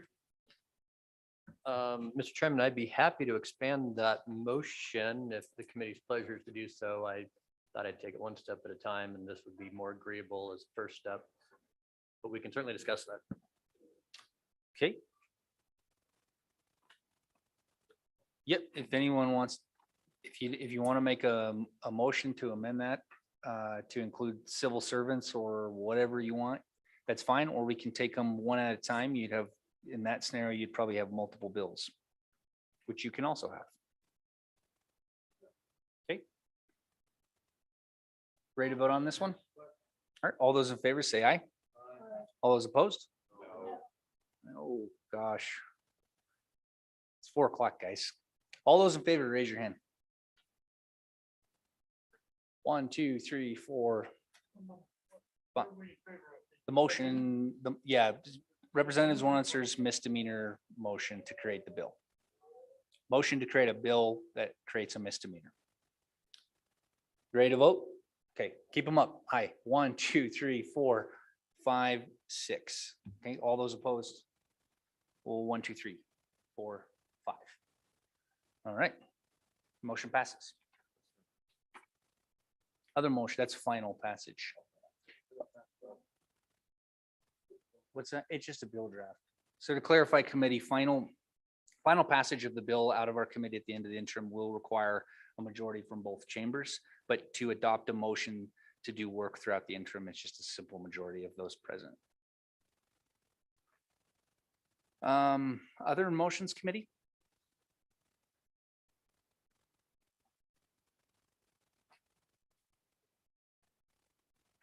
Going once? Oh, okay, Vice Chairman Washer. I'm not going to make a motion at this time, but it might be, I might bring an amendment to the bill draft once we see it to tweak it in some way that might be representative of some of the other testimony we had today. Okay. Anything else? All right, we'll officially close this morning's topic. All right, next we have the Wyoming Office of Guardian Ad Litem. Emily, do we by chance have Senator Perkins? Okay. We do have our Office of Guardian Ad Litem, Co-Chairman Erica. Mr. Co-Chairman, Emily, would you send a Zoom link to Senator Perkins? I believe he thought he was up for tomorrow. Yeah, if you could send it to him right now, he might pop on in a minute. Thanks. Welcome. Thank you. Chairman Olson, Co-Chair Nethercott, thank you. My name is Joe Belcher. I'm the Director of the Wyoming Office of Guardian Ad Litem. Today with me is our Chief Trial and Appellate Attorney, Kim Scutari Johnson. And thank you for having us this afternoon. I think music to your ears will probably be much quicker than maybe your morning session. As the committee probably knows, or most know, that as of January 1, 2020, we became separated from the State Office of the Public Defender, and therefore we changed our statutes in Title 14, 1412, 101 to 104 to reflect that. And what we're here today is just to ask for some kind of clarification, or not clarification, but just some simple change in the way the statutes are written through Title 14, where it reflects us as a part of the Public Defender's Office. And now just that language in that certain statute would now say Office of the Guardian Ad Litem. And so in that Title 14, there's roughly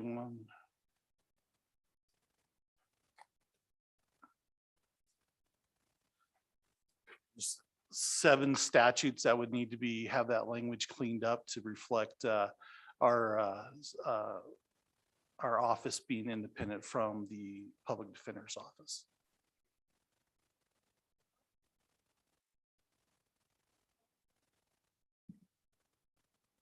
Any other necessary changes? At this point in time, Chairman Nethercott, we did not see any at this point in time. We just want to make sure that we're all singing from the same page as we go forward as the Office of Guardian Ad Litem. Is it Representative Swanitzer? No. Are you done? I am finished. Thank you. Sure. Yeah. Thanks, Senator Nethercott. Mr. Belcher, can you just give us kind of an update over the last year since the separation of the changes that GAL's gone through? I think that's the issue until Senator Perkins gets here. Any staff changes and kind of the authority in the role? Sure. Chairman Nethercott, Representative Swanser. Actually, things are going well. We're moving forward. We have a couple new openings on our staff as far as we are going to fill a Guardian Ad Litem position that's right now, we don't know if that's going to be out of Laramie County or a combination of Albany County, Platte County. We have a turnover in office administration where we are going to be hiring a new paralegal soon. We've also, since the last time we talked here, we have contracted with a lady out of Casper that is going to be a peer advocate for us. And so what her role is going to be is to work with our clientele that are in some sort of in a foster care setting, maybe a long-term foster care setting, maybe in difficult cases where this peer advocate can help the Guardian Ad Litem and help our client kind of work through issues that are maybe not so ordinary, such as possible sibling separation, possible termination of parental rights, some sort of a tough cases. We also have worked with the University of Wyoming School of Social Work, where we're going to have a social worker that will intern with our Casper field office and work on cases, difficult cases out of the Natrona County office and any that arise maybe around the states. We also have a legal extern that is from the University of Nevada, Las Vegas, and he has been working with us this spring semester and enjoyed his internship so much that he stayed on post his hours needed. And so we have been moving along. I think we're seeing cases slowly kind of come back, slowly rise. Certainly, we have seen an uptick in termination of parental rights cases, appeals out of not only the termination of parental rights cases, but also appeals. We're seeing more out of the underlying juvenile cases across the state. And so we were taking that into account, trying to decide maybe in the future if we have sort of a western side termination of criminal rights guardian ad litem, as Ms. Katari Johnson, maybe as her numbers continue to rise, might be more cost effective that we don't keep her going all over every county in the state. But that's something that we're going to look at in the near future. Thank you, Director. Senator Perkins, no? All right, Representative Washit. I have the same suggestion as Representative Wanitzer, so it's been addressed. Thank you. Well, thank you. So Senator Perkins is listed on our agenda because he submitted the interim topic for us to consider. He is the chairman of the Appropriations Committee, as all of you know, and as they are appropriating funds, I believe he identified the failure of the necessary conforming statutory changes associated with the removal of the office of the guardian ad litem from the Office of the Public Defender. I think that would be the scope of his testimony here this afternoon. So I think we're okay to move forward, Mr. Fuller. Yeah, Mr. Chairman, Chairman Nethercott, the only thing I would add is I think during those budget hearings last year, the question really revolved around, I believe, the references to the program rather than the office. So good, committee members, if you have no further questions, if I could get a motion for a bill draft. Representative Washit, I move that we address the cleanup work on 14-12-101 to 104, as mentioned in Mr. Belcher's testimony to remove the reference to the program. as well. That is seconded by Senator Cooper. Mr. Fuller. Yeah, Madam Chairman, the only thing I would need would be a list of the statutes that need to be changed. Mr. Belcher, can you do that? I could provide that to Mr. Fuller. How soon will you have that? I can get into him tomorrow. Wonderful. Thank you, Mr. Belcher. All those in favor, please say aye. Aye. That motion has passed. Back to you, Mr. Co-Chairman. Thank you for speeding us through while I was away. Wow, a lot happened.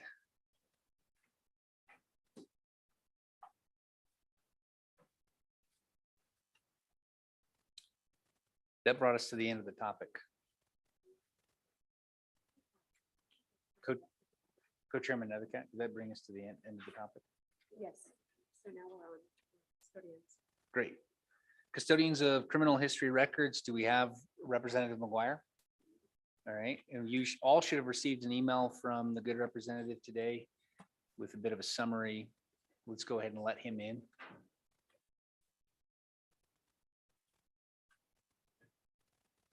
Representative McGuire, welcome.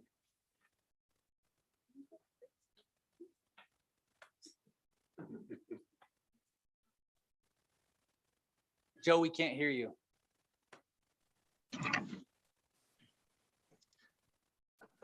Good afternoon, Chairman and members of the committee. Perfect. Thank you for allowing me to appear virtually.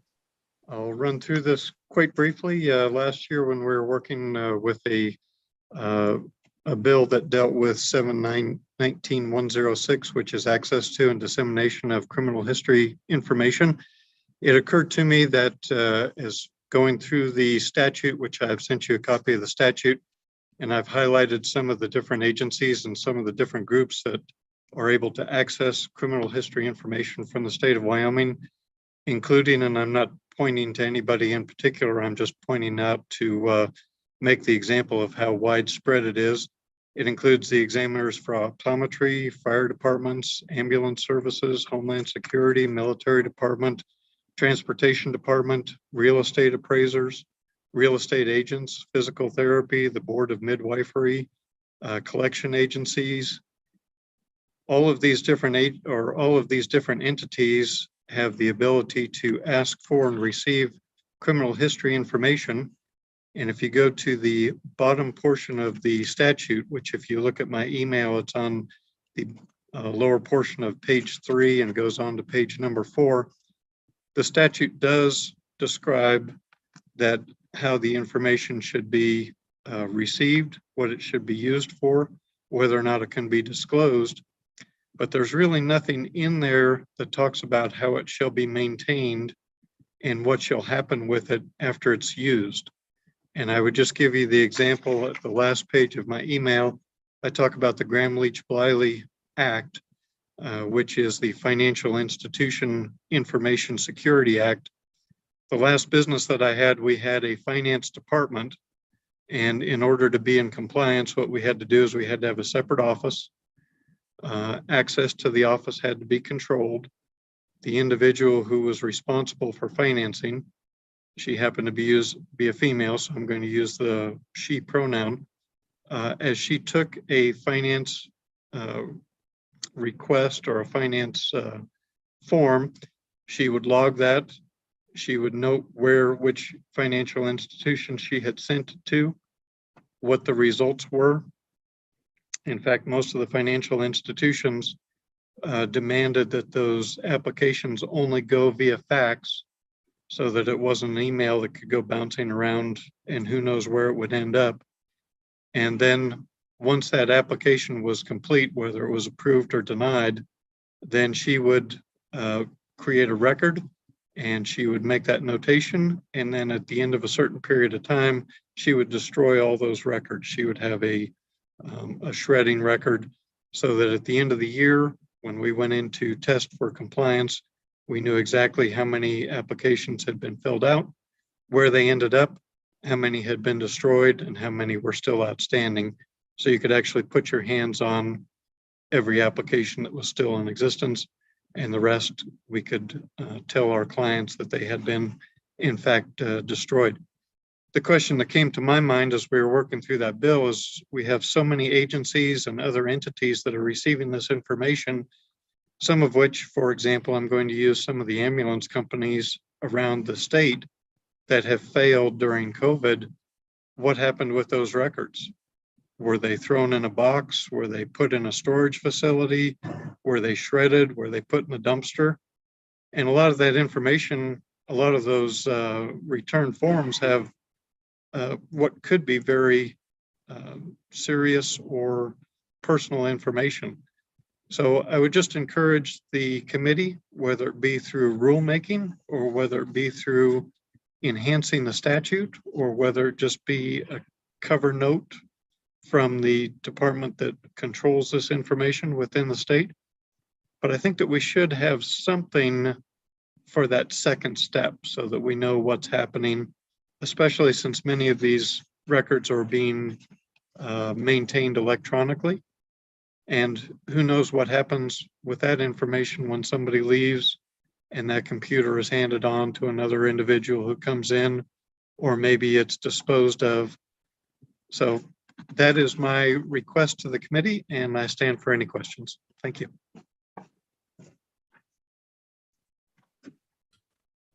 Committee? Yes, Vice Chairman Washington. Thank you, Mr. Chairman. Representative McGuire, good afternoon. And just a quick question. Do you know of any other states that have maybe have some models that we could rely on? Thank you, Mr. Chairman, through you. I took a quick look. I have not asked LSO to dig into it. I took a quick look myself and I did not find any model language, but it was a fairly cursory look.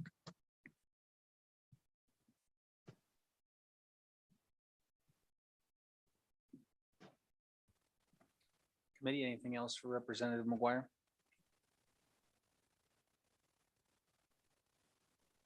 Okay, anything else, Representative McGuire? Thank you. I would just add again, because ultimately the state is the archivist of this information. I think that it is incumbent upon the state to have some kind of a criteria or a set manner in which the information is disseminated, and ultimately, again, what happens to it. And I will just point out, so this is my badge to get on our local airport. Now, I had to go through a criminal background check, a federal criminal background check. But once that background check was completed, the people in Oklahoma City who did it, who knows what they do with that information? Is it sitting in a big manila folder? It has my social security number in it. And it's just out there somewhere. And I think that on a lower level, we have that same thing happening in the state of Wyoming. And it's incumbent upon us to be good stewards of that information and to protect our citizens. Thank you, committee.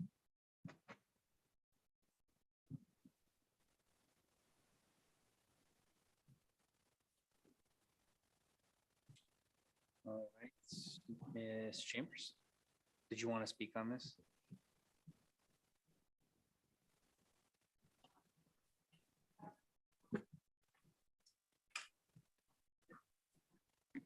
Good afternoon. My name is Kara Chambers. I'm with the Attorney General's Office. I guess I'm here on behalf of DCI. Allison Moore with the Criminal Justice section within DCI is possibly also available remotely. I was not given a whole lot of advance information on what this topic is, but I think I've gleaned something thanks to Representative McGuire's testimony. I can let you know, well, maybe I should clarify the fact that I think the question is what happens once DCI sends this information to a requesting entity.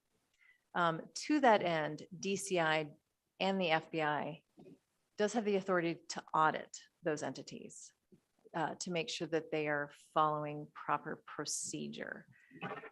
But beyond that, I'm going to have to do a bit of research, not having had any advance notice of what this topic was to be on and what the real ask is. But real surface level, yes, there are procedures to be followed with this sensitive information, and not just as he read, you know, it's not just anyone can get this. And so part of the statute that enables someone to request that, with that comes duties and responsibilities on how to properly handle such sensitive information, because it does have sensitive, privileged information.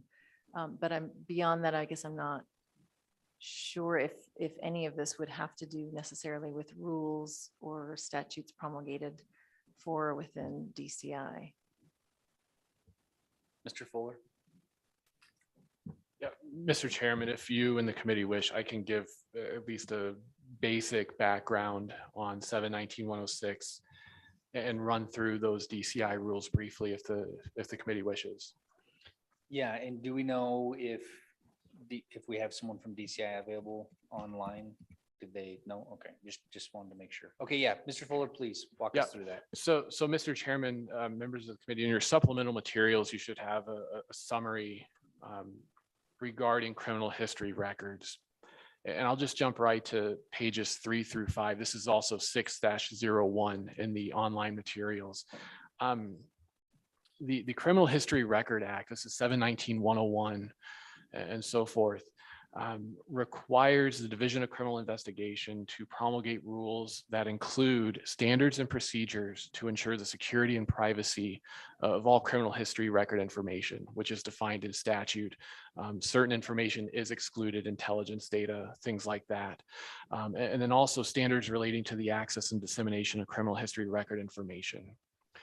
And then in 719-106, in addition to the list in subsection A of the various entities and the purposes for which those entities, in some cases, can receive that criminal history information, there are other requirements and limitations regarding the protection and security of that information. So in 719-106D, no criminal justice agency or person employed by such an agency shall confirm the existence or non-existence of criminal history record information to any person who would not be eligible to receive that information.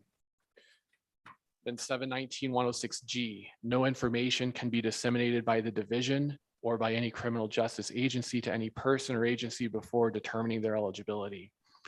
In subsection H, each criminal justice agency holding or receiving criminal history record information must maintain dissemination logs or other records relative to the release of that information. And in DCI rules, that dissemination log must include information on the race and sex of the subject, the name and date of birth or other numeric identifier of the subject of the criminal history record, the name of the person requesting the information, the date and time of request, the reason for the criminal history, the name of the person to whom the information was released, the date and time it was released, the name of the person releasing the information, a notation of a record or no record, and then a purpose code would be included in that dissemination log that must be kept by agencies holding, receiving, or disseminating that criminal history record. Then moving on to subsection J in 719-106, no criminal history record information that's released to an authorized recipient shall be released, used, or disseminated by that recipient to any other person for any other purpose that's not included in the original request, except that the person who is the subject of that record may make further dissemination in that person's discretion. So in other words, the person for whom the record is about, if they are requesting and receiving that record, they can share it as they wish. Then in 719-107 H, the division, and Ms. Chambers referred to this, the division must regularly audit its own records and practices to ensure the completeness and accuracy of that information collected, as well as evaluation of its procedures and the facilities that are used relating to the privacy and security of criminal history record information. And then finally, the division must periodically audit the records and practices of each criminal justice agency in Wyoming that is authorized to access the criminal history record information that the division maintains. With that, Mr. Chairman, I'll stand for questions. Committee?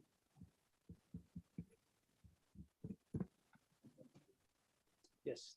Yep, please, Senator Cole. Oh, if you have anything for Mr. Fuller, yes. Okay. Ms. Chambers, do you have anything that you would like to expand upon now? Chairman Wilson, I do not. However, I do see that Allison Moore, who's the director of the division, is available.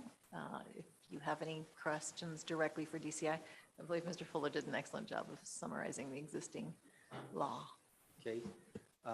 Representative McGuire, did you come back on to add something or clarification for us? No? Okay, your box is lit up green on my side, so usually that just means you want to talk.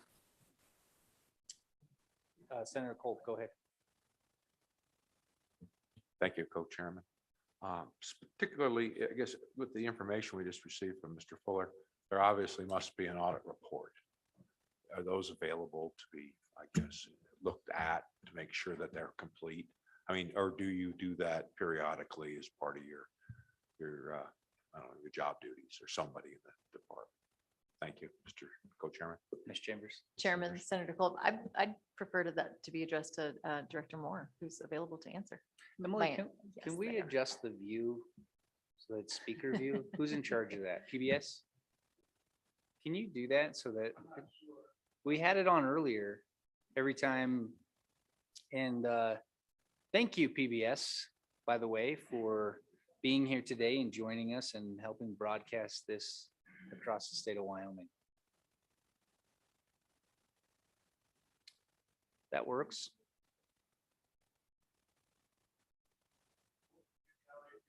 That is perfect. Thank you. Okay. Director?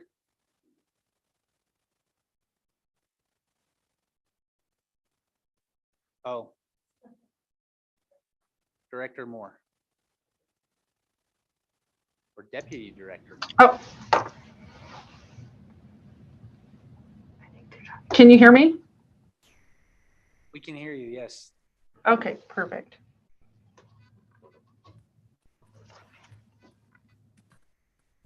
I'm sorry, Mr. Chairman, was there a question? Oh, yes. Senator Cole. Thank you, Mr. Co-Chair. I'll restate the question, particularly about the audit report that we're discussing, the records. How is that reviewed? Who looks at said records to make sure it's, I guess, reviewed? How does that process work? Could you help me out with that? Thank you. Can you speak? Yes, I will. Mr. Chairman, I'd like to introduce Jenny Stalo. She's one of our supervisors within the CJIS unit, and she can speak a little bit more on audits and how they work within our applicant tracking unit. Yes. Great, thank you. Okay, Mr. Chairman. So our audits are done by our control terminal here. they pick several agencies throughout the year. There's nothing set in stone on how often we have to do the audits, but we are audited by the FBI every 2 years. So every 2 years, the FBI is auditing these agencies. And then every year, like I said, we pick a couple that we audit on our end.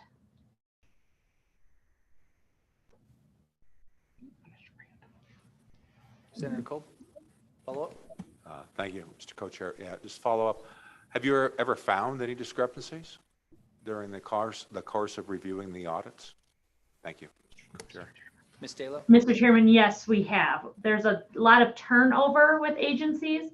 So a lot of the times we find that the person has taken over they did not know that you shred, you don't leave them, like they have to be in a locked cabinet, two locks. So it has to be in a filing cabinet locked and then in a room that's locked as well. Or a big one is how long you keep a criminal history. We recommend you shred it after you've made your decision. But some agencies keep them until forever.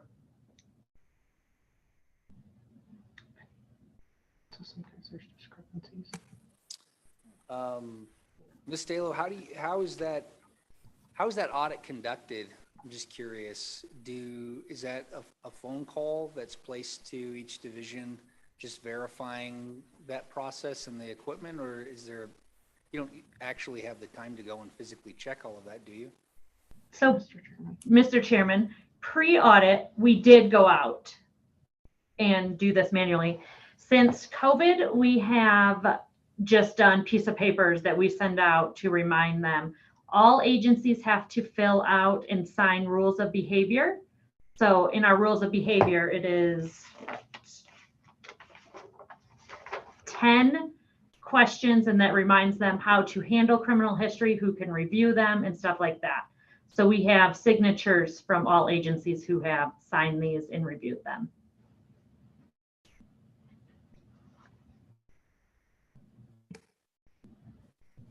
Okay. Committee? Vice Chairman Washer? Thank you, Mr. Chairman.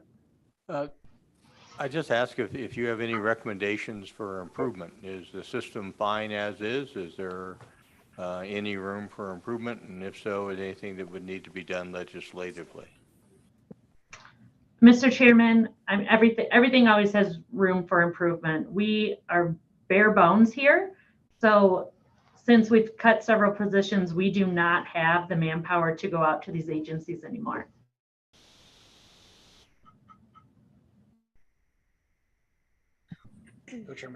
Thank you, Mr. Co-Chairman. To kind of direct the committee and direct this conversation more pointedly, I think the question for the committee and for Representative McGuire, if he's still listening, and for DCI is whether or not it would be prudent for us to add into the statute that upon some type of triggering event that the criminal history will be destroyed. That's the question we're being asked today. Any comments about that? And then that might eliminate your need for an audit. I mean, except to audit that, confirming that all those records have been destroyed. But anyone have thoughts about that? How's the late hour?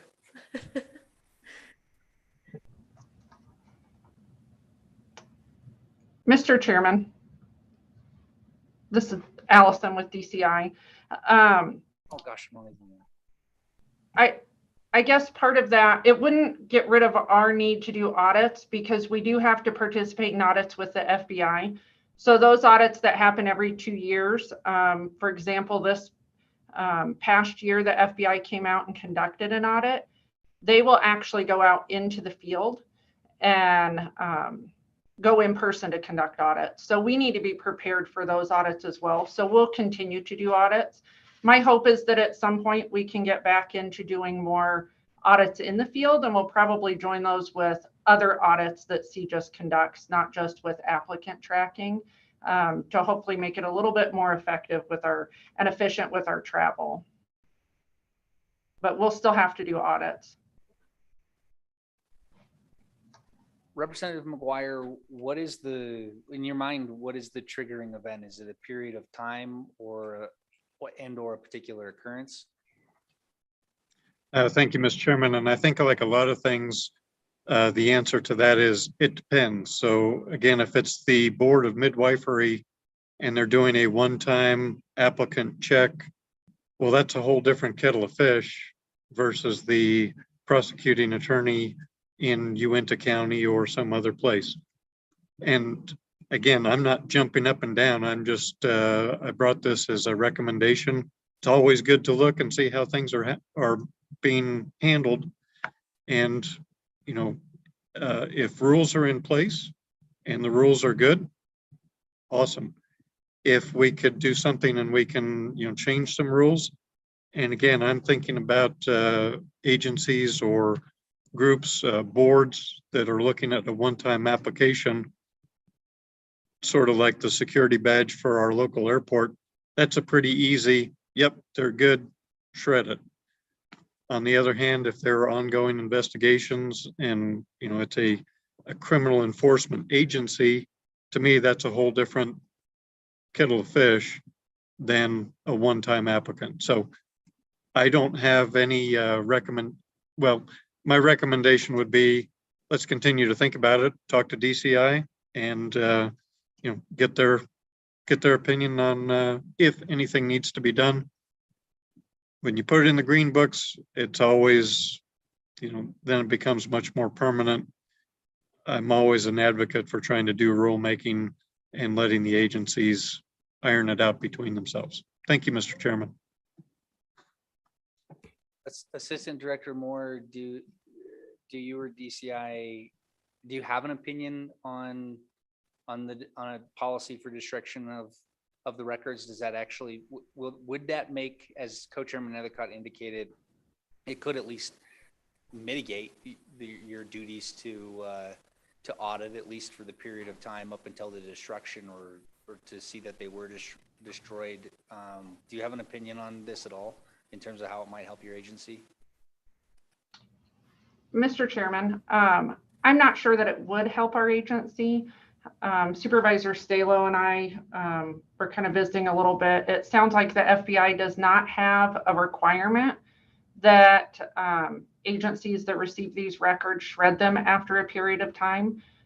So I guess I'm kind of the opinion that it should be up to those agencies. If an agency wants to have a room full of records that they have dedicated to keeping those records so that they can go back and say why they denied someone or why they approved someone, I kind of feel like that's going to be up to them.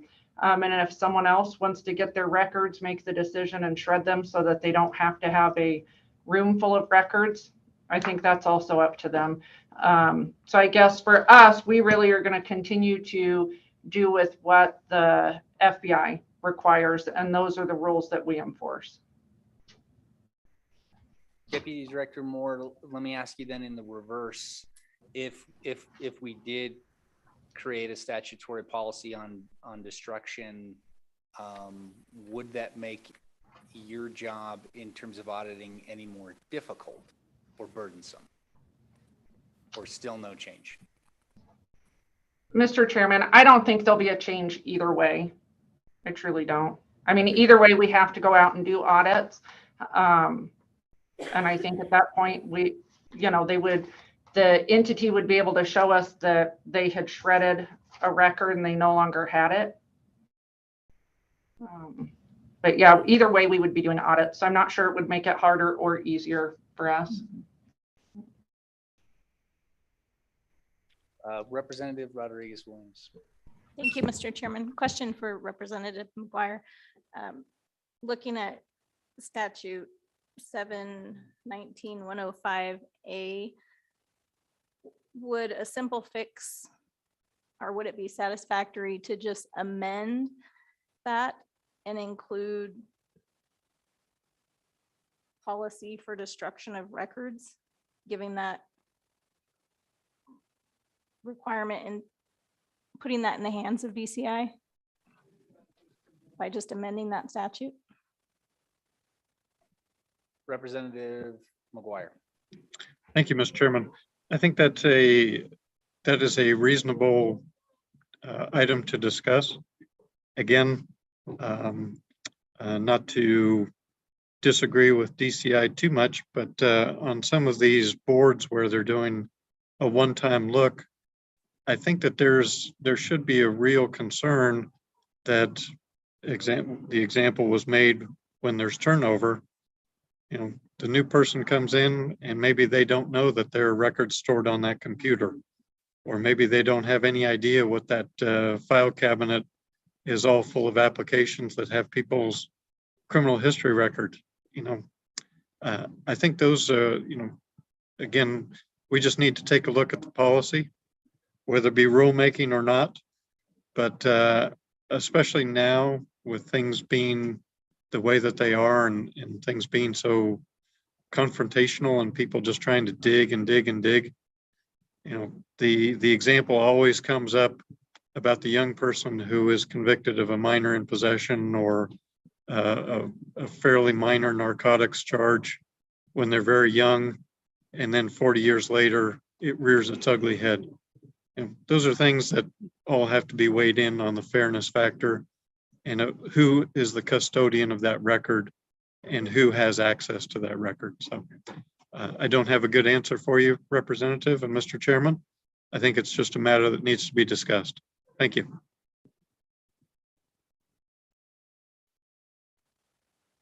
Committee? All right. Senator Cope. Thank you, Mr. Co-Chairman. I kind of, after looking at this, there doesn't appear to be any penalties for violation of current regulations that we have. Well, I really kind of wonder how that would even work unless we had a misdemeanor or something more than nothing for penalties for not following our current regulations. Maybe you could help me out and explain what is the motivation for following these rules, besides, I guess, getting caught in an audit and having to do something then. Thank you, Mr. Co-Chair. Deputy Director Moore. Thank you, Mr. Chairman. So there are consequences. If someone is not compliant, we give them an opportunity to come into compliance. If they're not able to come into compliance, or if they don't agree to the compliance, then they're no longer allowed to receive criminal history.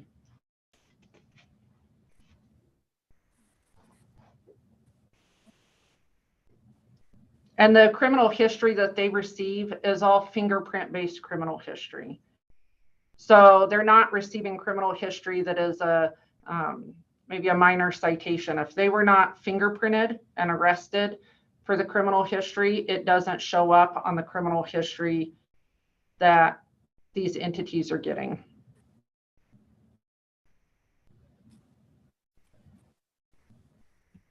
Vice Chairman Washington. Thank you, Deputy Director. That triggered a question. Is there uniformity in terms of fingerprinting offenders statewide? Is that something that is consistently done? Do we know what types of crimes are routinely fingerprinted and which ones are not? Deputy Director Moore. Mr. Chairman, somewhat, it's somewhat consistent across the state. However, we have seen an increase because of COVID and what we consider cite and release. For example, DUI. Someone who is cited for a DUI, but maybe they're not booked into the jail and they're not fingerprinted, we don't get that DUI at DCI, and so it's not on this record. Now, those DUIs would still show up with, say, YDOT on their driver's license record, but it would not show up with us. There were some instances early on when the COVID pandemic hit, and there were jails that were not accepting offenders unless it was a violent crime. And so if they were received a summons to go to court, but they were never fingerprinted, even if they were convicted of a felony, that record did not come into their DCI criminal record.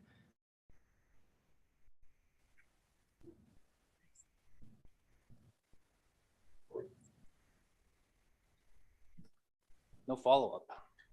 Okay. Committee? Okay, thank you, Deputy Director Moore, and Ms. Chambers, I'm guessing you don't have anything else for us. Okay. Representative McGuire, anything else? No, thank you, Mr. Chairman. Thank you, committee, for your time.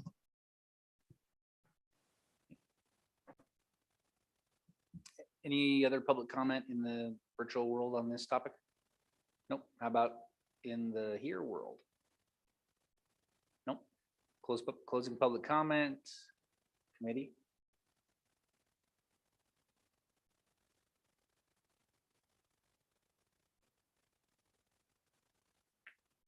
All right.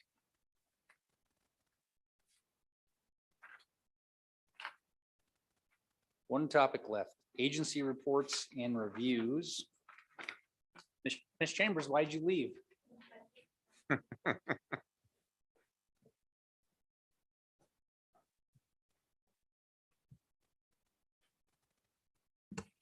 Hello, well, I will keep this snappy.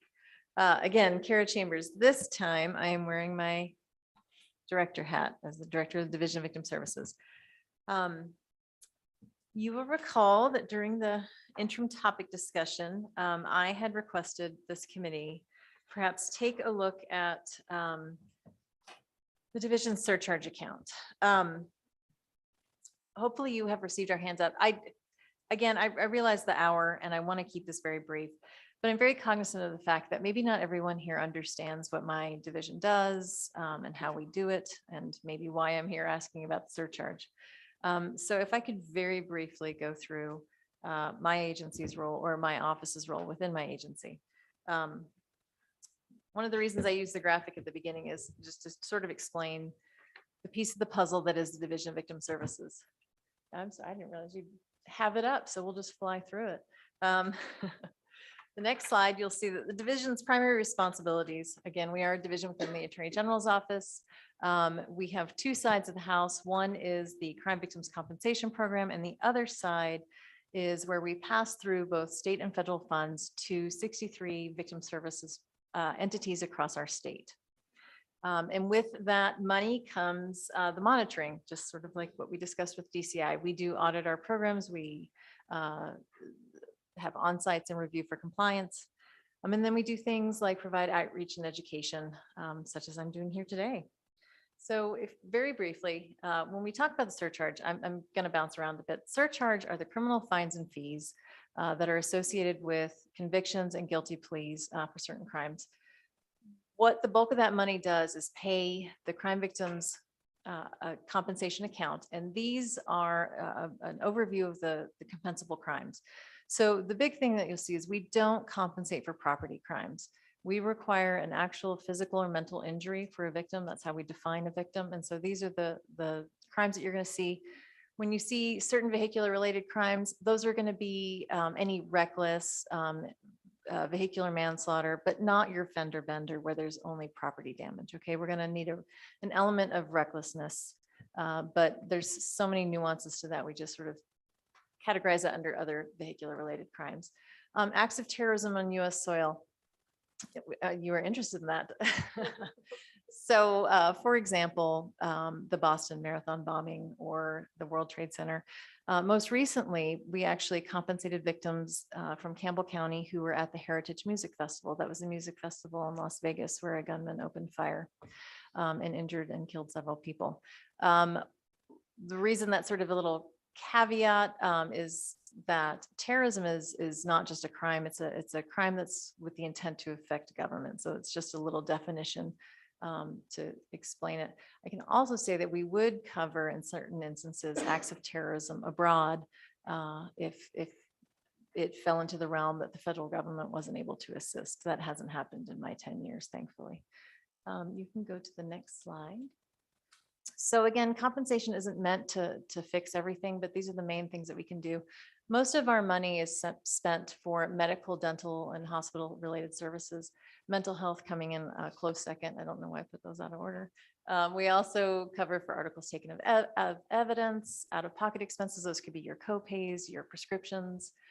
funeral, burial, loss of earnings, loss of support. And then, of course, we live in a big state with a lot of space in between. And we also acknowledge that many times our residents have to travel out of state for specialized care. So we do cover mileage expenses to and from. And that's the bulk of what we're paying out in crime victims comp. Next slide. There is a cap on compensation. It's $15,000 per claim per victim per crime. I make that distinction because we look at the one instance. Some victims have multiple offenses. You'll see this in domestic violence. We may have multiple claims for a victim, and each of those is capped at the $15,000. We also have an additional $10,000 in statute that's available for catastrophic. That doesn't cover, that's not just an automatic additional $10,000. It actually is very specific to if someone becomes disabled as a result of a crime, we can use those funds for compliance, whether it's a prosthetic or I meant ADA compliance, excuse me. So if we have to modify their home because they are now in a wheelchair, things like that. It also can cover extended lost wages because obviously someone who's now disabled as a result of the crime is going to have some more long-term consequences. Also, with the rise of air ambulance and the costs associated with that, and the fact that a lot of our victims who are seriously injured do have to be transported to a level 1 trauma center, sometimes out of state, that catastrophic gets eaten up pretty quickly with those air ambulance bills. Next slide. And please feel free to interrupt if I catch you. I'm in this awkward situation of sort of looking up at my slides and trying to make eye contact with you. In order to be eligible for crime victims comp, it is statutorily required that it be reported to law enforcement. The only little asterisk to that is sexual assault. And that is just that you may obtain a sexual assault nurse exam at a hospital without reporting it to law enforcement, but that's the only service that is covered. Otherwise, it has to be reported to law enforcement, and that's because I need some verification that a crime occurred. It doesn't mean that there needs to be an arrest. It doesn't mean there needs to be a prosecution, and it certainly doesn't mean there needs to be conviction, but I do need someone in law enforcement to confirm that a crime occurred. And then in order for compensation to come in, that there has to be that physical or mental injury that was sustained as a result of a crime. And then because we like to have that carrot and stick for our law enforcement, that we require victims to cooperate with the investigation and prosecution. Now, if we do, we don't chase this sort of information down, but if a prosecutor, because it's usually at that point, unless it's at the point of arrest, if officers are telling me that a victim isn't cooperating, that's not uncommon in domestic violence cases. We are well educated and trauma informed on that. So that might not necessarily be a reason not to compensate a victim. But if a prosecutor were to tell us that a victim is no longer cooperating and maybe even actively assisting the defendant, we won't deny a claim, but we might close it. We might not continue to pay out, but we would never go back on the victim for money that we have paid out. Next slide. These are some of the reasons that we would deny a claim. The biggest one is actually that no crime occurred.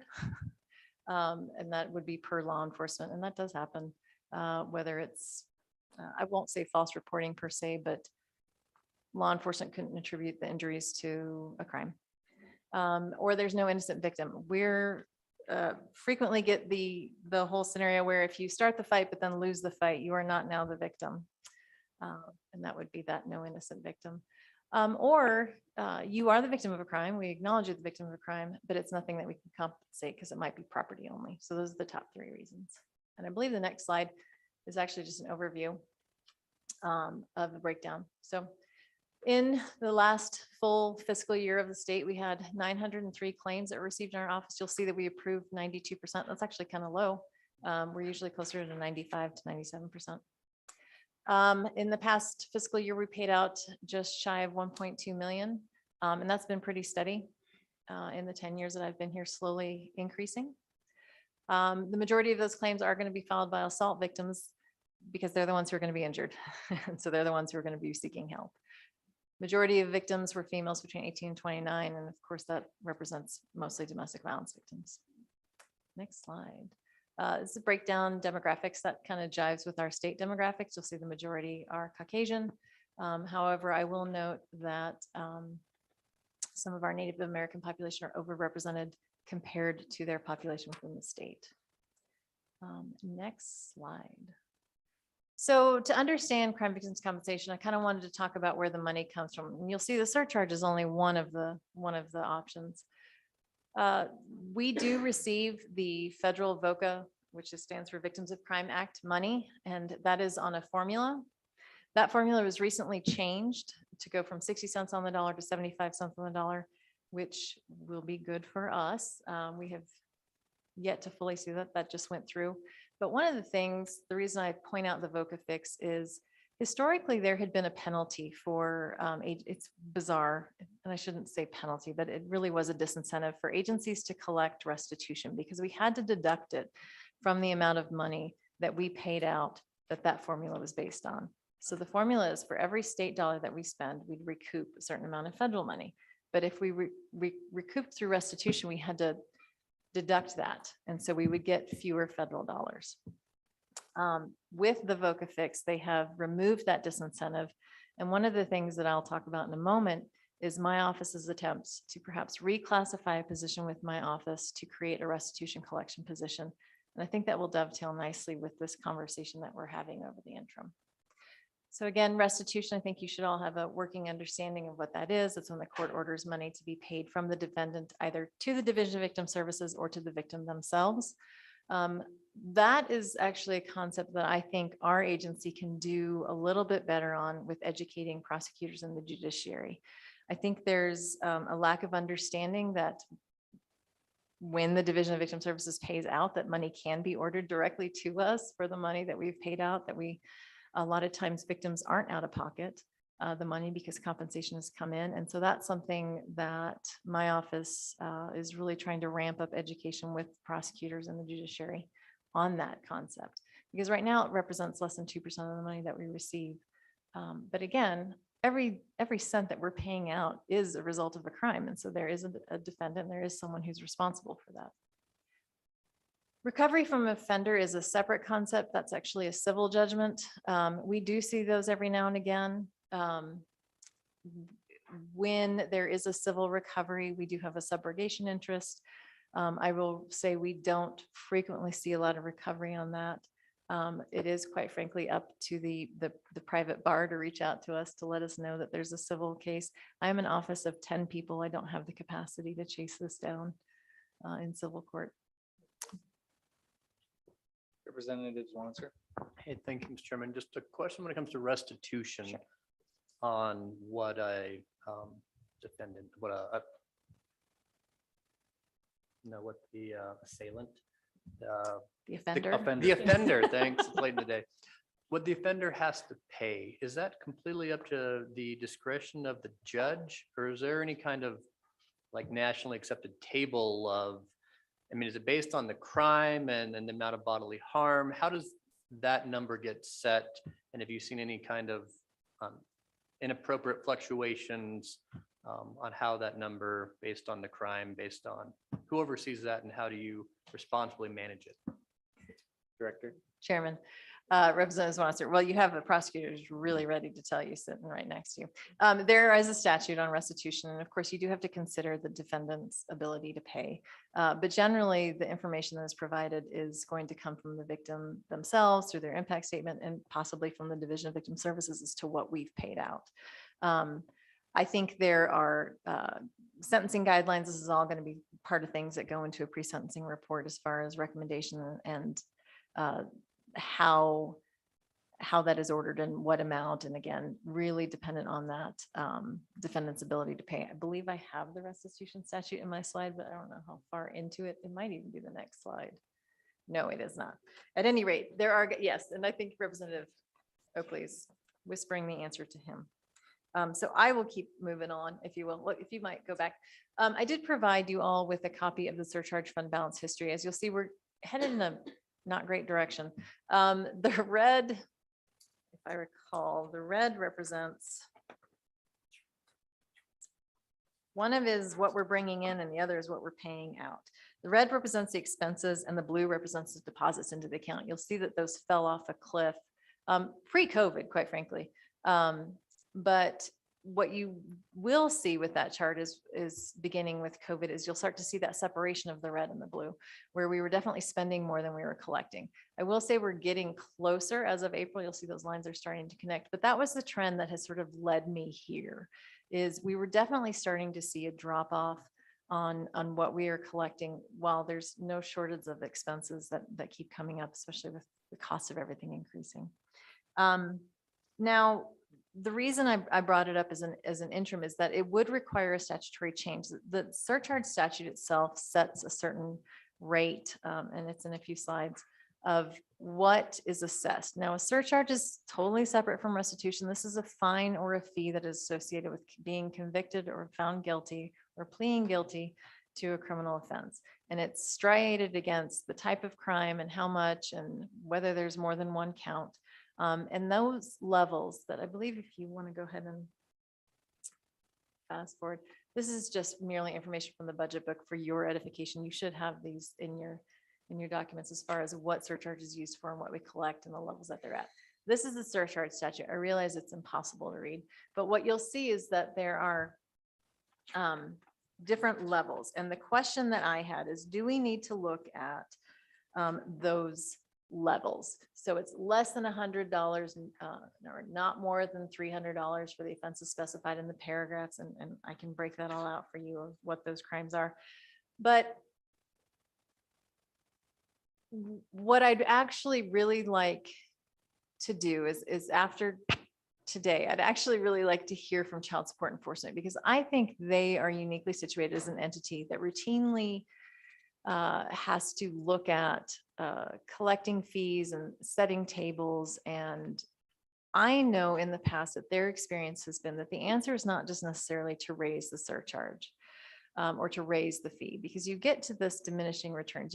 What can happen is someone is saddled with an obligation that is so seemingly insurmountable that they don't even attempt to pay. So we need to find that sweet spot of what is a reasonable amount that feels attainable to that person, that we do start to increase our collections. And I realize none of us are going to answer this today before 5, since it's 8 minutes after 5. But I did want just to start looking at that. I will let you know that in between presenting this or suggesting this topic as an interim, I had the opportunity to speak with the Circuit Court Judges Conference, and I had sort of mixed reviews. The general consensus was, there's so many fines and fees already, and then by the time you get to them and there's nothing left for the school fund, and ours comes off the top, and this isn't really fixing anything, and if you raise it, I don't think it's going to change anything. But then there was the other sense of, it should be higher for certain types of crime, and maybe we need some flexibility at that. So I think what I'm here to present is the fact that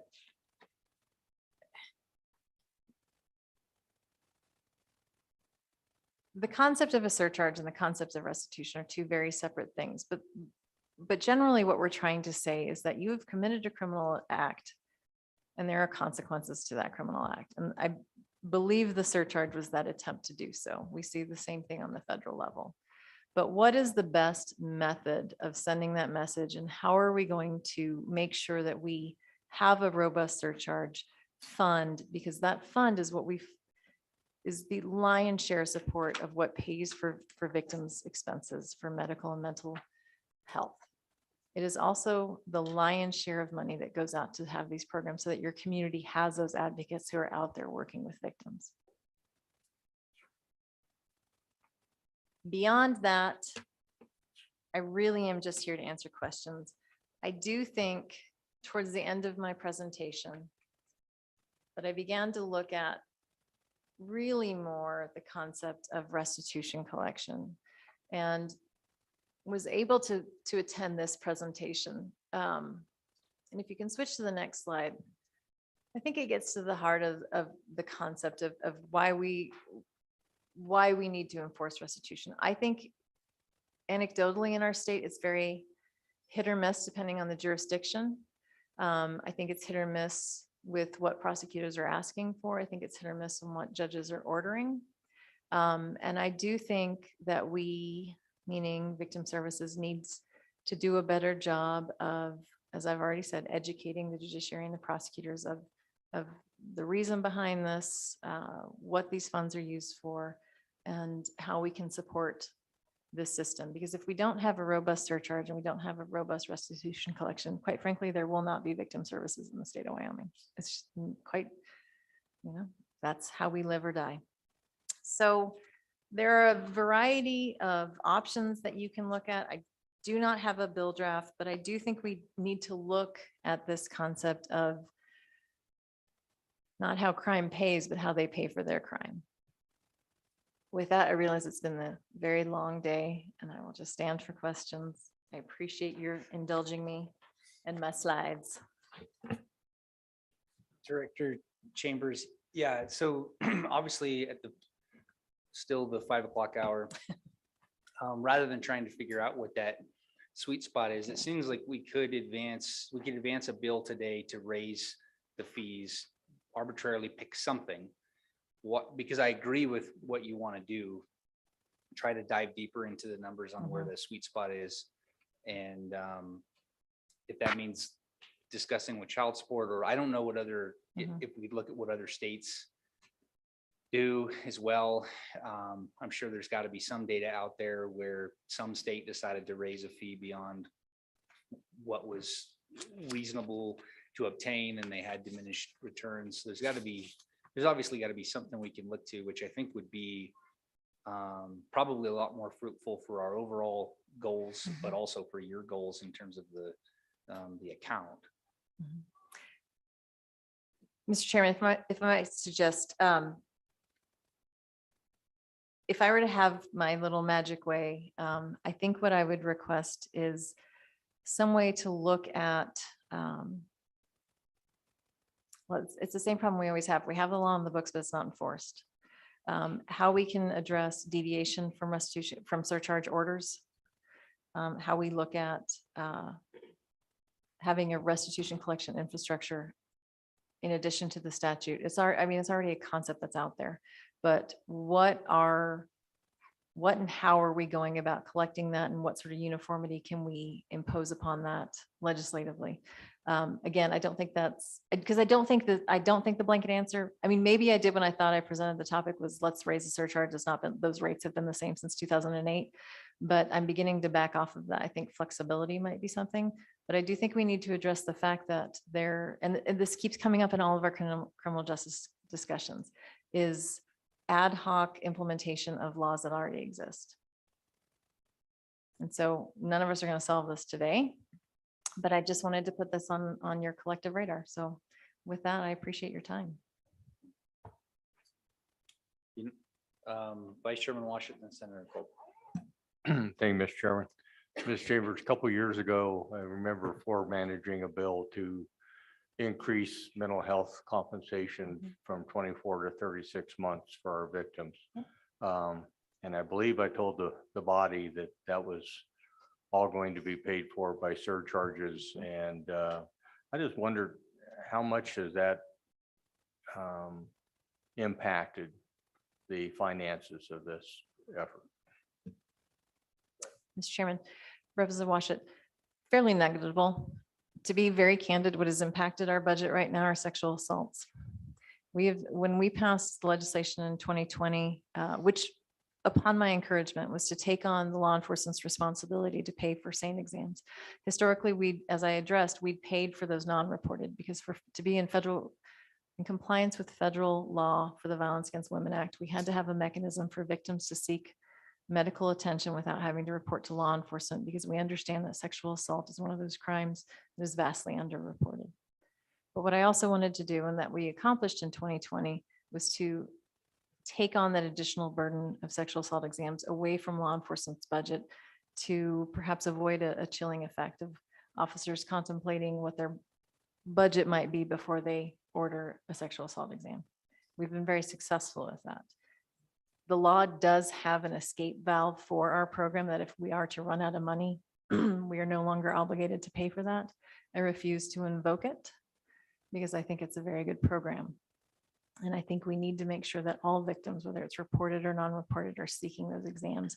And I would be afraid that if the division invoked that budget stop, that law enforcement would lose faith in our division's ability to honor that, but also that they would stop requesting these exams. That being said, there's not just going to be a simple fix with this. And I never want to be in the position of coming here and saying well, we can't afford that. It's too much. Because the reality is the reason we're running out of money is because crime is increasing in these certain areas. So there's got to be the sweet spot of holding these offenders accountable. And I do think that various states have figured out a way to kind of manage that. And that is really mostly what I'm just here saying. We've got to be more creative about how we fund victim services in our state. And whether it's a blanket raising of the surcharge, or whether it's changing the surcharge statute to allow for more time, whether it's changing the surcharge statute to allow some judicial discretion and flexibility, because that might be it. I think, again, we're not going to solve this today with one bill draft, but I just wanted to bring this issue out there because several states are seeing this problem post-pandemic of decreasing deposits into their what we call surcharge accounts, while we know that crime is on the rise in certain categories. So. Follow up. Hey, Mr. Chairman, do traffic violators pay a surcharge or just criminal offenders? So what I'm getting at is if we were to create a surcharge on every traffic violation that would feed into this fund, that would be a different revenue stream than exists today, correct? Director. Representative Olson, aside from DUI, yes. So if you look at the statute, there are very specific crimes that are included. And I can have that breakdown for you. Thought I had provided it, but if that's something that you want to look at of what else is included, I mean, it's pretty encompassing. It's I mean, if you look at Title VI, it's essentially every crime has the ability. I think I don't know. Yes, I think that is something that you could look at if you wanted to increase or change those amounts depending on the crime. If you found certain crimes more egregious and you wanted to raise that, I suppose that's something that you could look at. Again, I think where your teeth lie in the law is removing language that might be interpreted as discretionary. But then again, we still run into that area of maybe we have the law, but it has no teeth. You know, we see this with criminal justice reporting that, you know, we have a law that requires reporting, but it's not just happening. So I guess the concern I have is I don't have my arms around how well the judiciary is ordering surcharge and how well it's being collected. Senator Cole. Thank you, Mr. Co-Chairman. Director Chambers, is there any mechanism you use when you do the calculation of payouts to revenue to make sure your fund is going to be stable? Do you have any calculation that you go through just to make sure the financial viability of your fund stays afloat? Because obviously it's been some crazy swings here from 18 to 20. And it just seems like there's a disparity between what you're paying out and how they come together. But do you have some way internally to make this work besides, I guess, increasing your fees legislatively? You know, because you could decrease benefits depending on what your revenue was. And I just wonder if you could expound on that. Thank you, Mr. Chairman. Chairman Olson, Senator Kolb, there has not necessarily been, we've been very fortunate that there has been money in the fund. And because we can't predict crime levels per se and what will pay out, the only way we could control that would be to set internal caps, which we have talked about doing for sexual assault, but I've been reluctant to do so. However, beginning July 1, I believe through internal policy, we will begin limiting what we pay out on sexual assaults because I firmly believe it should not cost more to be raped in Teton County than it should in Laramie County, but it does. So that is one way that we've enforced it. We control our costs by the cap on the amount and the duration of time that we pay out. But short of that, there has not been a mechanism because theoretically we have the surcharge, we have these set amounts, but we can't control the levels of crime or what's being ordered.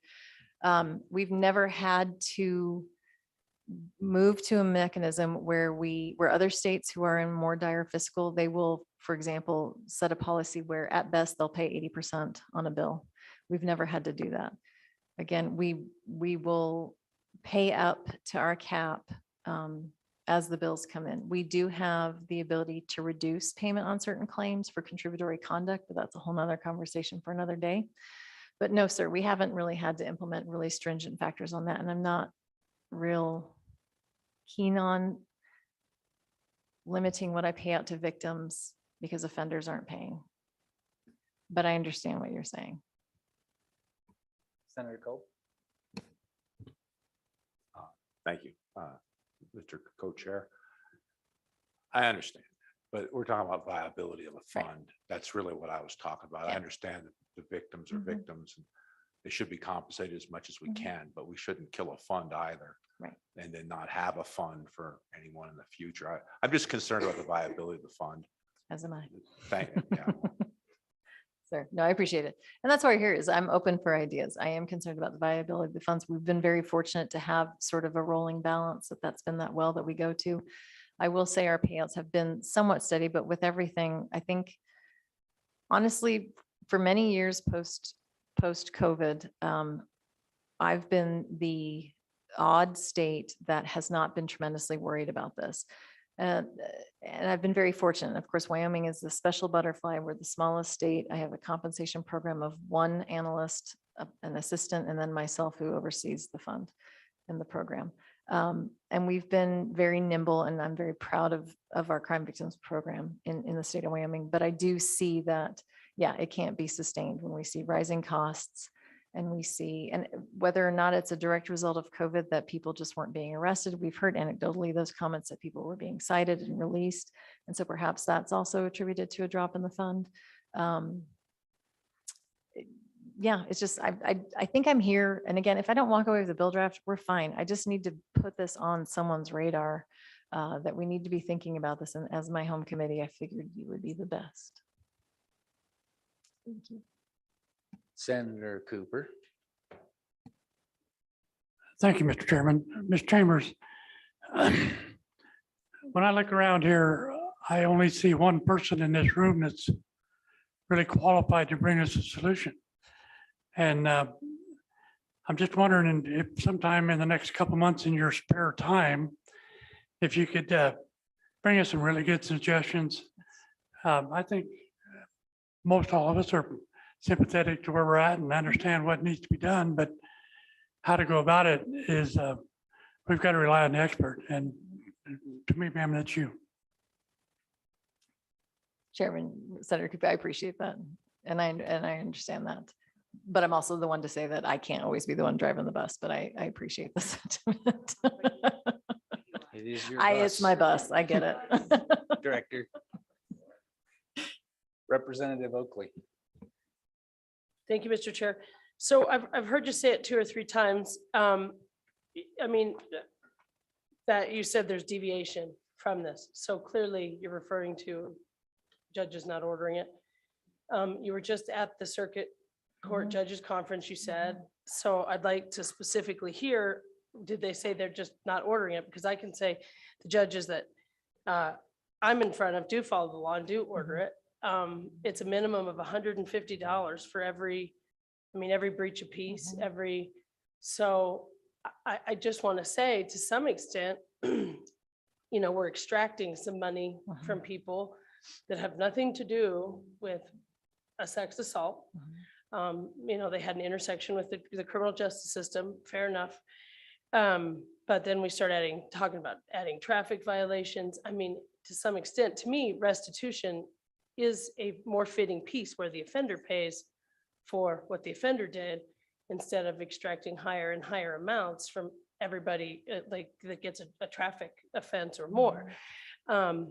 But nonetheless, our judges do order it. What I would find, and I'd be interested in, is then if they're either found unable to pay or they're judgment proof. So we can, in Fremont, for 80% of our offenders, we could ratchet it up to $1,000. It's not They gonna won't bring pay, you another yeah. dollar in. So then that also begs the question that a handful of people who have an intersection with the criminal justice system pay for more of it. Because I'd be interested in how much is ordered and how much is paid. And I bet there's a big discrepancy there. So anyway, I just, with all of this, I guess I'd be interested in if you think that somehow, when you mentioned the deviation from judges, if there's an actual solution there, or if it's basically because they're judgment proof. Chairman, Representative Oakley, I think what I've come to the conclusion of is that exactly what you've said. I think there are certain individuals who it doesn't matter what the amount is going to be, they're not going to pay. I do think I need to segue this more into restitution collection than surcharge. But I will say that when we brought this as an interim, looking at the surcharge of the comment that that's the fund that's going down. Again, I don't want to belabor this point right now because I realize I don't have a solution for you right now and we're not going to solve it right here. But I do appreciate what you're saying. I do think we need to look at that concept. I do think what I heard from the judges is, I didn't know, judges saying the prosecutor never asks us to pay back the Crime Victims Compensation Fund. I'm like, well, that's not great. There's a statute that says you should. So I think I do need to look at various issues with the surcharge, with restitution collection. And again, I appreciate just keeping this on your radar. I will come with some form of a proposal. If it requires legislative lift, I will be back with that, but I appreciate your time. Good, Representative Provenza. Representative Provenza. Thank you, Mr. Chairman. And I guess this is more of just making sure that this is looked at when we're looking for solutions, which is we've talked about in legislative sessions and we've heard ample evidence in programs that we have here in Wyoming that sometimes that collection of fees ends up costing us more than we get. And so making sure that whatever collection mechanism that we have is going to be effective, one, but also isn't going to end up costing us more money, I guess is one of the concerns that I'm going to have. And I think to speak to, out of the box solutions, I think maybe criminals who live in Teton County should pay more. I'm just kidding. Certainly costs us more.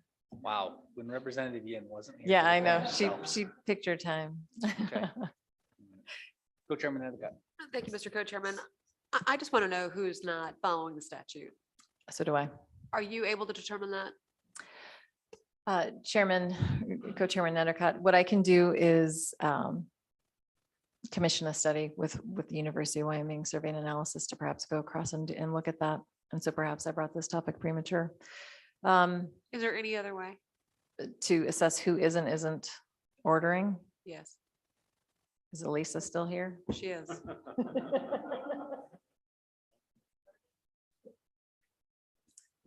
Hey, Miss Butler.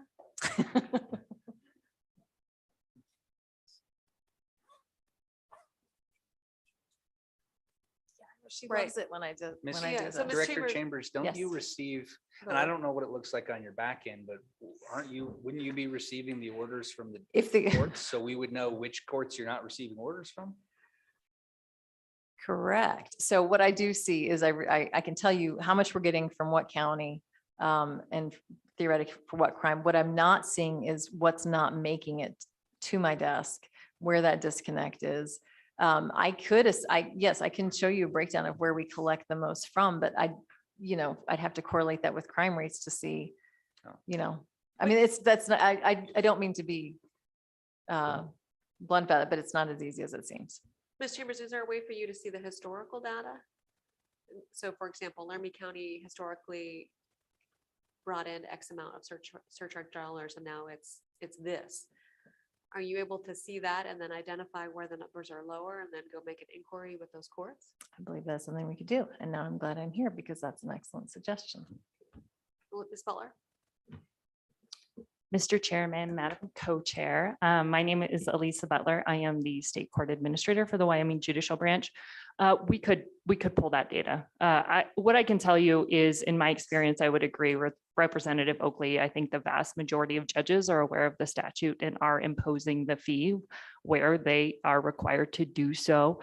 The big issue, I think you've hit the nail on the head, is entirely collections. And we experience that with all of our fees. I mean, we have a number of fees that are assessed on a lot of cases, and the collection of those is basically really not up to the courts. So whether or not it is assessed is a different question than whether or not it is collected.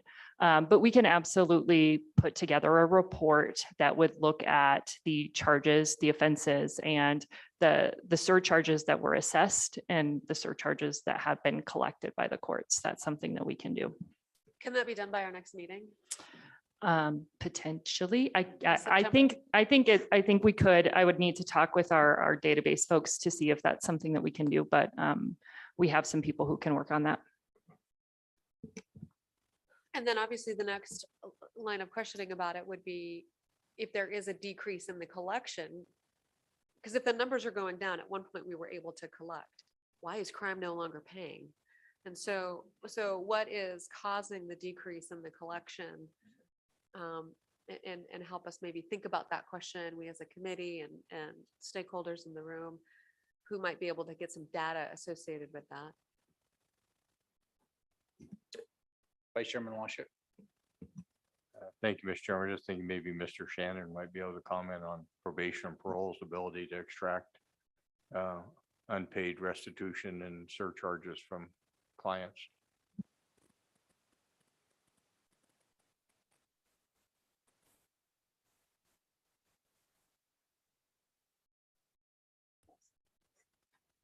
Director Shannon.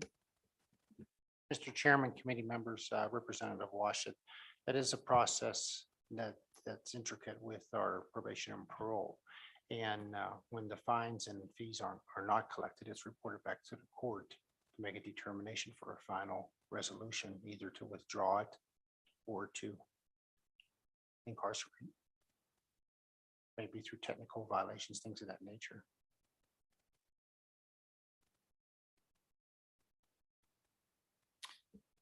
But Director Shannon, how difficult would it be for you to look at your data set and tell us how often you have to elevate all the way back to the court on the payment? I can advise the committee of that. Okay. Set. Mr. Co-Chairman, I have a feeling that that's not the issue. We'll end this here shortly, in just a minute.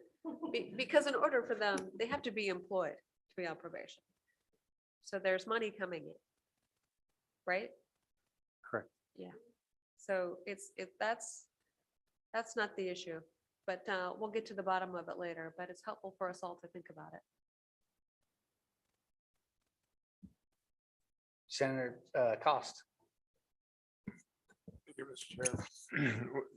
The other question I had was if they don't pay the surcharge, what's the penalty, or is there a penalty, or is there anything, or does it just become checked, whoops, it didn't get paid?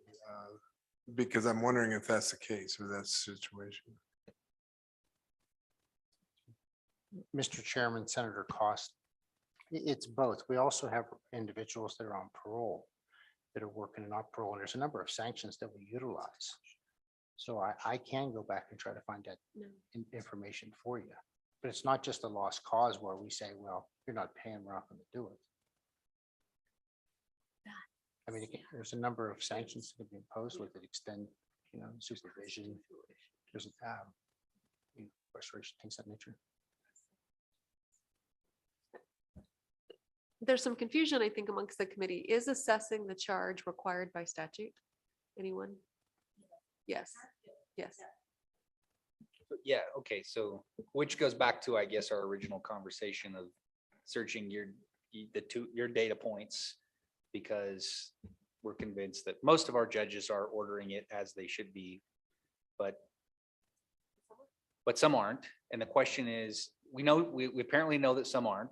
We don't know exactly where those are, but the question is whether that's even impactful on your overall numbers. Maybe that is a portion of it, or most of it. I don't know. Okay, I'm there. Committee? So you're okay. Representative Provenza. Sorry, thank you, Mr. Chairman, Mr. Shannon, or Director Shannon. So you probably don't have this off the top of your head, but the number of folks that have gone back into DOC from probation parole because they weren't paying by county or whatever while we're collecting some of that data. Is that something you would know?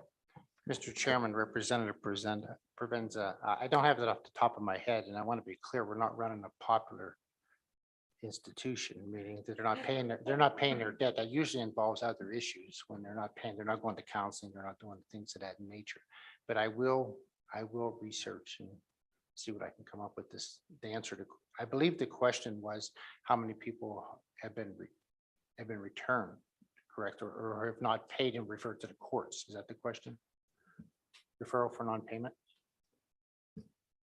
Right, which is a signal to LSO to be prepared to probably discuss the constitutional concerns with revocation or for the punishment for failure to pay fines, which is complicated. But we should probably be all the ready. All right. Thank you, Director Shannon, Ms. Butler, Director Chambers. Data. This committee loves data and reports, which is why we're going to talk about child support now.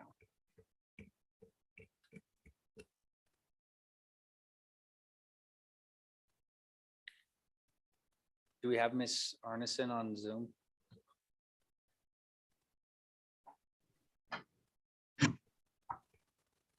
Good evening, Mr. Chairman. Hello, welcome. Hi, can you hear me okay? We can hear you. Great.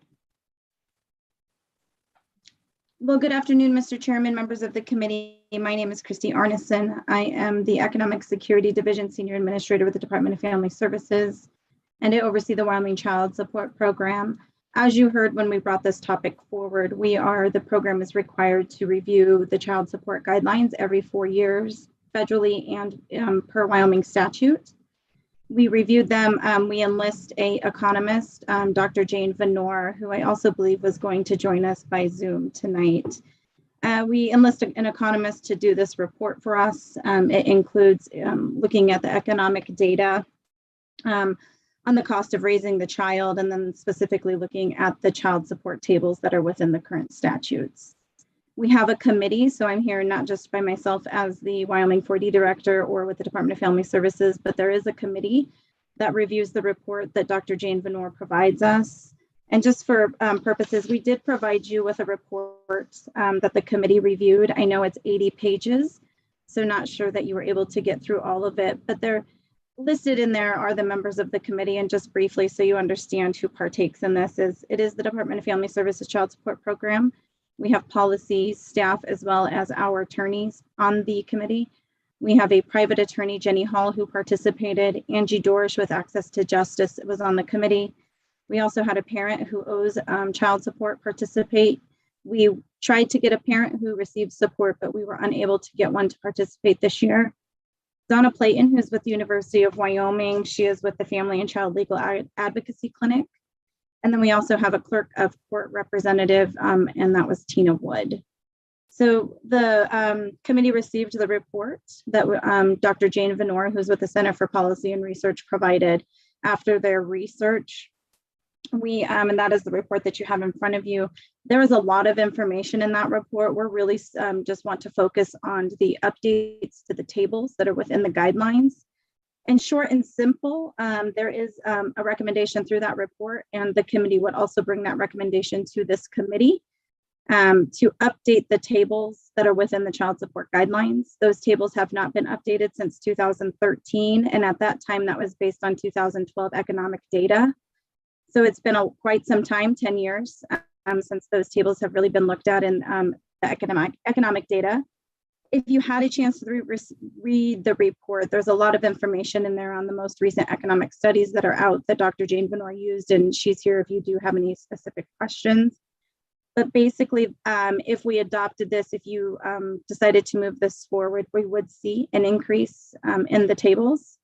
There's quite a few scenarios that have been done throughout the report based on the number of children and based on what the new tables would be compared to the current tables. Across those scenarios, I think there's around 24.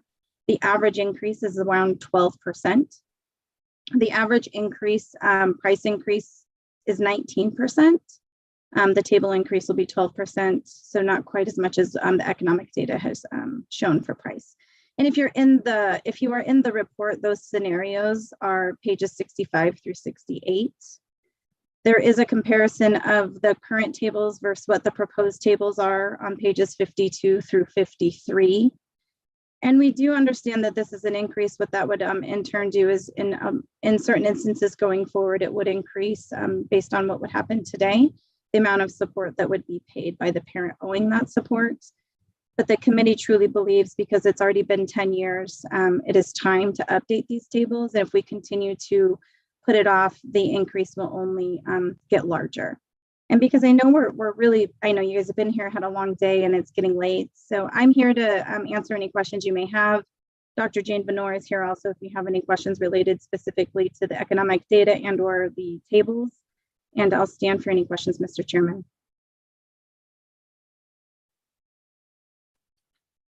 Committee, questions?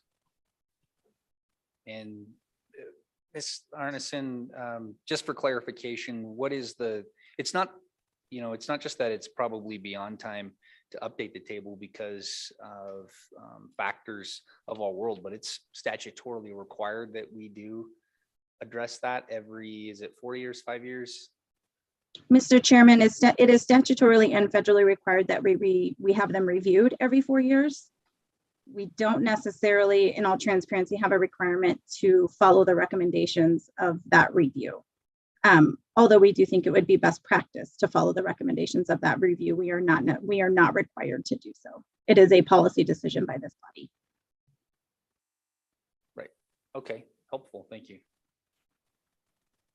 Committee, do you have questions? Go ahead. So Mr. Co-Chairman and Ms. Arneson, thank you for being here. So by this action today, have we satisfied our statutory obligations here?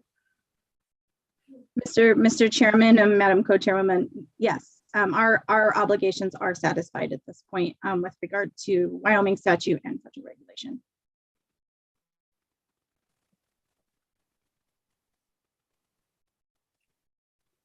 Seems like the written law is satisfied, maybe the spirit behind that law. Well, Mr. Co-Chairman, there's a 97-page report. Yes, it's very thorough. But I think to Ms. Arneson's point, the question is, when that statute was put in place, did the legislature intend that it would just receive an 80-page report every 4 years, or did it intend to actually assume that it's receiving that report because it's going to be updating the tables? 10 years, maybe it is overdue. I'm just kind of scrolling through the report here, trying to compare right now the tables. And I don't know, maybe the best way to really compare this is simply to have the bill draft with the tables in front of us and compare them to the existing tables. Then I think committee, you have a policy choice in front of you on whether you want to update the table or whether that's an appropriate update or you wish to adjust the tables. Otherwise, I don't know that just staring at this report is going to help a whole lot. That's my opinion anyway. I think the bill. Mr. Chairman, sorry. Director Schmidt, I believe, is in the audience. Sorry, yeah, Mr. Chairman. Director Schmidt is in the audience. We did not want to be presumptive, but we do have a draft, what draft legislation would look like, if that would be helpful for the committee. Not that you need to look at it tonight, but you could take it home if you chose. Oh, it is very convenient. With copies for all of us. Okay.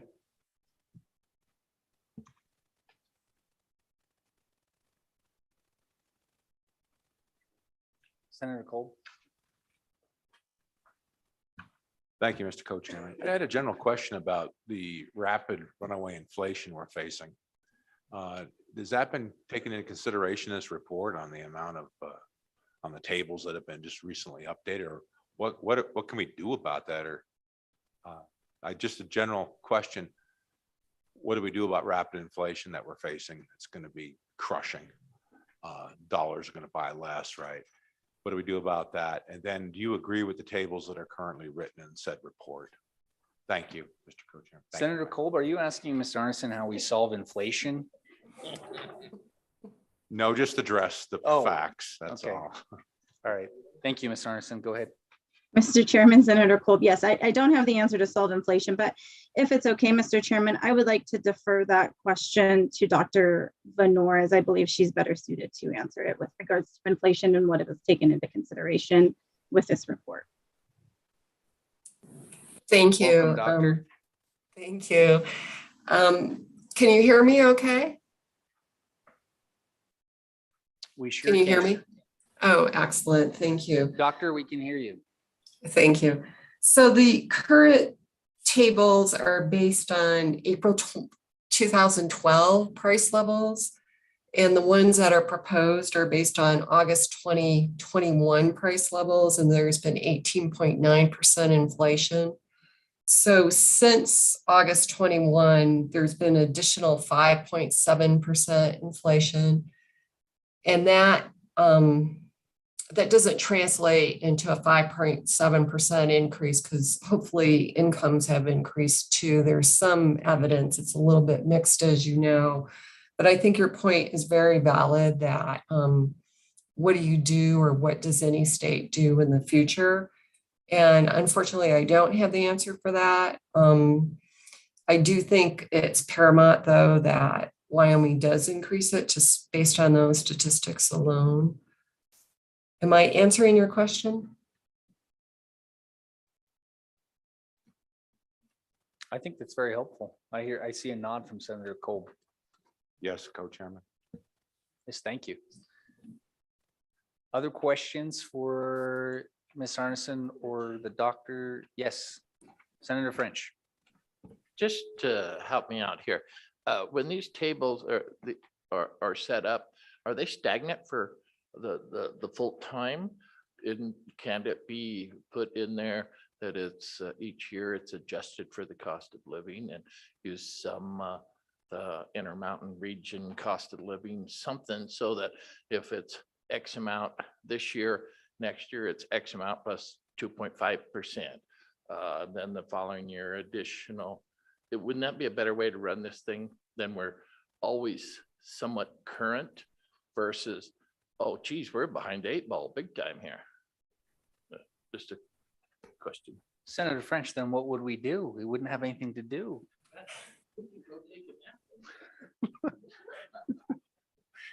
Doctor? Or Ms. Arneson?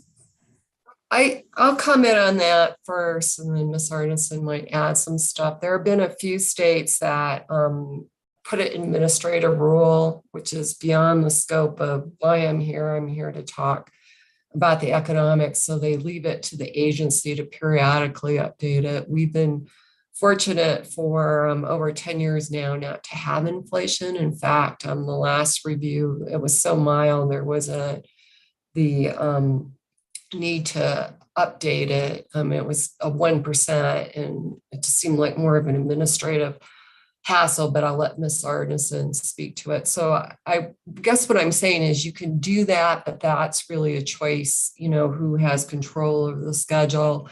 And, we're hopeful as economists, I don't, that this inflation isn't going to last much longer, but we've been saying that for a while now. So I don't know if I would be reactionary to that. I know that inflation is really burdensome right now, but I'm not sure I would recommend upheaval. But again, it's a policy issue. So I'm going to stop there and let Ms. Arneson speak to that.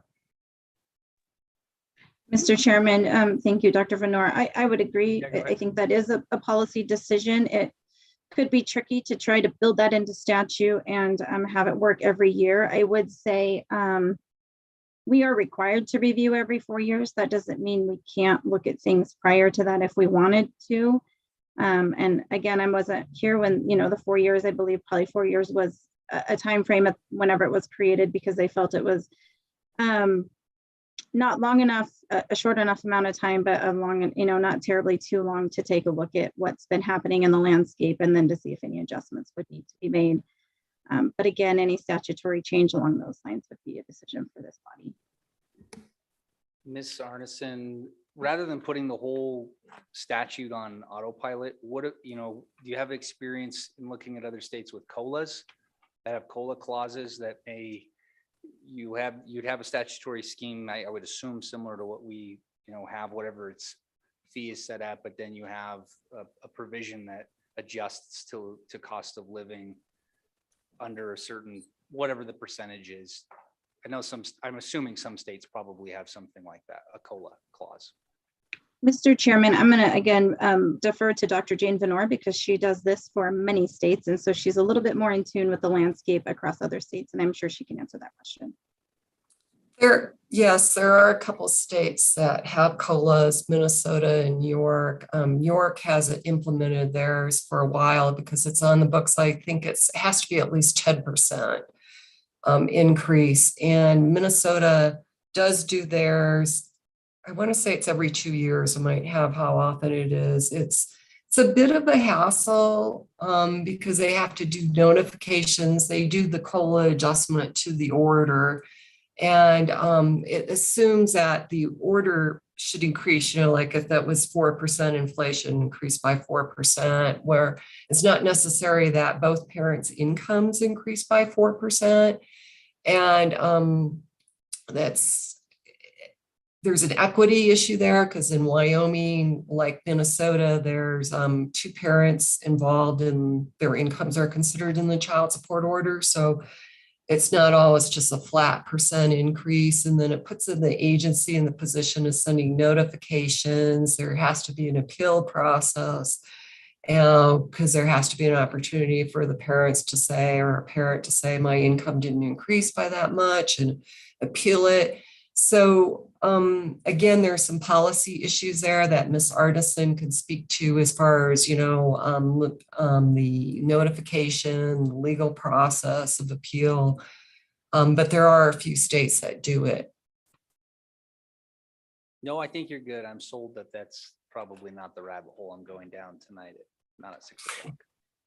And Mr. Chairman, if I could, I would just add that I think, sorry, I would just say, I think we're in a unique position right now and we're seeing the decent amount of increase right now because it has been 10 years. Not saying we would have to make an adjustment every 4 years, but I do think taking a hard look at whether we should update tables when those are recommended at the 4-year period would help us not get so far behind. Co-Chairman Nethercott. Thank you, Mr. Co-Chairman. If there's no further public comments, Is there additional public comment in our virtual world?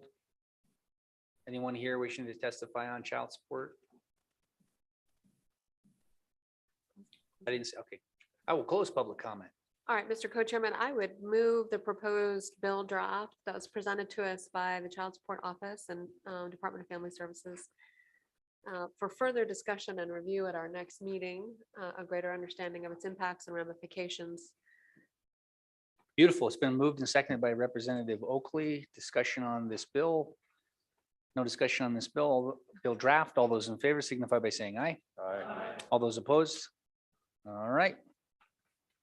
No, any other motions? Discussion. Closing the final almost the final topic. Director Schmidt, you have a data report for us. Is there anything beyond us just reviewing that report? And you have the 2022 House Bill 37 Juvenile Justice Data Report Committee. Go ahead and review that. I suppose if you have any burning questions, we can figure out when is a good time to ask those. But in the interest of time, you have those reports. Director Shannon? You want to make a comment? Oh, just in like general public comments? Yes, that would be appropriate. Anything else, committee? All right, I'll take general public comment. Director Shannon. Mr. Chairman, committee members, this is in reference to my testimony earlier on drones. The Wyoming State Daily printed that article. And I just wanted to clarify 2 things. When I stated that contraband being dropped by drones is occurring, it's not reoccurring, it's occurring. And the second thing is the comment was made that the WDOC checks its rooftops and perimeters daily. with the use of drones. We do not utilize drones. What I stated was, I'm aware of departments that utilize drones for their safety. So thank you for thank you for the time this late today. Thank you, Director Shannon, for clarifying that. We appreciate that. Just before I close, Brian or David, is there anything that you should ask us while it's fresh on our minds that you need clarification on before? Not that we could give you an honest or good answer at this hour anyway, but. Mr. Chairman, I think we're good for today. Okay, all right, Make it stop. all right.